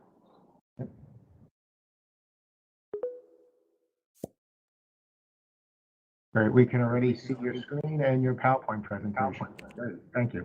Excellent. Good afternoon, everyone. My name is Keval, and I'm the founder of Stroom. So Stroom is industry's first asset stabilization and revenue management platform for retail, office, and industrial asset classes. I want to start off by sharing a little bit about my background. So I've been in startup space for around 7 years now. Started out as a software engineer building products. And for the last 5 years, I've been focused on applying data science and economics to different problems in urban environment, crime, education, and most recently, I was an economist at Grab, which is Uber in Singapore, working on pricing and valuation models. So when it comes to real estate asset pricing and leasing, there are some of the most complex decisions an asset manager or property managers have to make. There are long leases, specifically for office, retail, and industrial asset classes. There are several factors to consider. Each property is unique, so pricing varies by property type, its location, history, and so it really becomes difficult for a human to sort of process all this information and make optimal pricing decisions. The current status quo is property managers use list of comparable spaces and comparable leases, historical data, and use that as a reference to price properties. We take a different view. We think commercial real estate market is kind of similar to a stock market. You're constantly seeing fluctuations in supply and demand in the market, and it's this dynamic market, and therefore we set out to make software to solve some of these complex pricing and leasing challenges for asset managers. So let's talk about some of these leasing and pricing decisions that asset managers have to make, or landlords. From a landlord's perspective, it's how do you approach pricing strategically and then adjust rental rates and set lease variables? So factors like credit history or tenant credit, its effect on asset values, long-term leases, high cash flow. So if you're a landlord and you're considering selling your property or you're looking to refinance, maybe you want to max out on rental income in the year that you're going to refinance. So for later stages of the rental. So yeah, upon lease expiration, you have you're going to have to make, as a landlord, you make decisions on whether to renew or find a new tenant. So we really help asset owners make informed decisions on these. So yeah, deal analysis, looking at cap rates, how those deals are going to impact your cap rate, credit impact, and then our product also helps from a portfolio level. Our product also helps asset managers test performance under different market and economic scenarios. So things like what happens to a portfolio or an asset performance when inflation changes? How does that impact cap rates? Ultimately, what it really comes down to is cash flow, the net operating income, and the underlying value of the asset. So I think we're all familiar with how sort of last few months have radically changed the industry. And it's well documented. There is uncertainty around pricing, valuation, volatility in the market. One metric that I really like to track is Green Street's commercial property price index. And October 2020, we're still down 10%. And that's 10% from pre-pandemic levels. And that's where we were at in 2015, I believe. So the 5 years of growth that we've had all kind of like wiped away in that in last 6-7 months or so. And there's a lot of sort of mismatch in expectations as well. So like buyers are looking for bargain deals, and then sellers are kind of hoping for the best price they can get in the market. And this is coming directly from Green Street advisors on their platform. So what we have done is we have built a decision support system to optimize these leasing and pricing decisions. We've built proprietary models and algorithms trained on historical market data like asking rents, vacancy rates, rental growth, unemployment in the industry. And we have variables that vary depending on what asset we're looking at. So office would consider non-farm employment. For retail, it's foot traffic, it's consumption, it's spending, and similarly for industrial as well. What we've been able to do with our models and algorithms is really uncover how rental prices change over time and what are some of the trigger points or demand determinants based on like underlying economic and market forces. Our ultimate goal here is to make the process of leasing and pricing decisions 10x better and materially move the cap rates for the properties. So in terms of the data, we collect data from several different sources. It's marketing data, which is tours, phone calls, inquiries into specific properties, website visits, internet listings, market velocity. We measure how quickly a property is moving through the market. Location data. I think we saw a great presentation on location data right before this.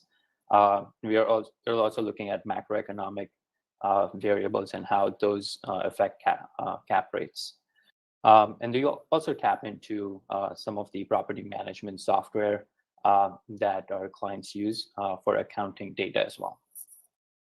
And all of this is aggregated into our engine to make recommendations that improve yields on the property.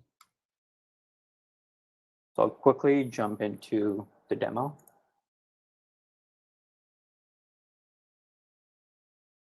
Cool. So you guys should be able to see a landing page. We can. Yeah. Awesome. So, so there's two parts to our product. It's the first one is the listing site where we collect information about the properties, its characteristics, its attributes, and this feeds into our pricing product, which is what I'll jump into right away. So I've pre-filled some of the data. So a user enters location information, address, what kind of property they're looking to price. Is it a new lease or renewal, class, characteristics like size, and lease term as well. So how long is the lease for, and asking rents. Some amenities as well. So when the user hit generate comms, what are, oops. Gonna have to, all right, I'll just use this just in case. Sorry, I apologize for that. All right. Yeah, so user enters all of this information into the platform. And what the product does, it finds comparable spaces. So really there are three components to how we think about pricing a commercial real estate asset.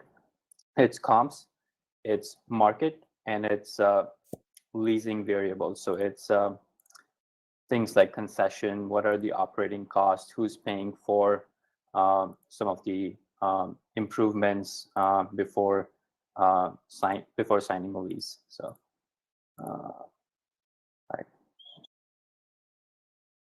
Yeah, so hit generate comps. Yeah, so it's going to find neighboring properties that are similar to the property that you're looking to price. And then you can see there is transit scores, and we use a lot of location information in the background to ensure that our properties are indeed comparable. And then users can also enter a new property. So we may not have that information, so they can kind of enter information about the properties that they are lease information that they have as well. So market data is so based on current market information, we make adjustments to the base price, and this could be if it's low vacancy, high demand, which our models recommend. And that puts upward pressure on rental prices. So we add an adjustment to rental prices based on market information and what our models are suggesting. And then the second thing we look at is market velocity. So how quickly are you how likely are you to find a tenant in the market as well? So absorption rates. And the third layer of pricing that we add is it's these variables, and these are negotiable, right? So these are something that there is a little bit of art to leasing, and these variables are something that asset managers, property managers negotiate with the tenants, and once they enter all of this information, we can calculate if it's a new lease, what's the vacancy loss like, how much, what's the impact on cap rate based on tenants' credit information, which we can pull through some of our data sources as well. And then, a client can kind of analyze different cash flow scenarios and see what that looks like over time. And and then they can take a snapshot of this and then share that as a PDF as well. So with relevant stakeholders. Cool. So that was the demo, and then it's fairly large market. I think everyone in this room is aware. There are certain adjacent companies in the market that have built similar products for multifamily, but we're the first ones to sort of tackle this for retail, industrial, and office spaces. That's it. Thank you. Feel free to get in touch for more information. Happy to chat and show you a demo as well. Great, thank you very much. That was fabulous. All right, so with that, a couple of housekeeping notes. So at 4 o'clock this afternoon, there is a keynote with Mark Ganzi, CEO of Colonial Capital, where he's going to talk about Colonial Capital's rotation into digital marketing. So that is in the main auditorium. So if you have, if you have some time, please, strongly suggest that you go visit that. I think it'll be an interesting session. And then on, tomorrow we're going to be having back-to-back panels on operations, both in the morning and in the afternoon, starting from 11 to 1 and again 2 to 4. And we'll have those folks in the exhibit hall as well. So again, if there's, if you can, please join us. We look forward to it. And thank you everybody for joining us today. Ultimately, sometime probably next week, all of the demos will be available on YouTube for everybody to watch and enjoy. So again, I want to thank you very much for attending and joining us today at the first day of PropTech Challenge, and hope you enjoy the rest of the day at the Connected Virtual event. So thank you and have a great evening. Thank you, Sandy. And Aaron, thank you. And Aaron, thank you for the Connected team and the support from Purple, helping the speakers, the panelists, the presenters navigate through the technology. And it was great to see the technology hurdles kind of disappear with the morning as we got into the afternoon and go much more smoothly, which is great and exciting. And people should get out there and network and walk up and have conversations with some of their peers in this virtual world that we live in. If not, depending on where you live, go hang out on the beach. It's nice and sunny out there with the sound of the oceans. So it's a nice change of pace from a work day, making believe that you're at a conference somewhere warm and balmy. So again, thank you all, and we'll see you tomorrow morning. And remember, we'll be streaming live as well on YouTube.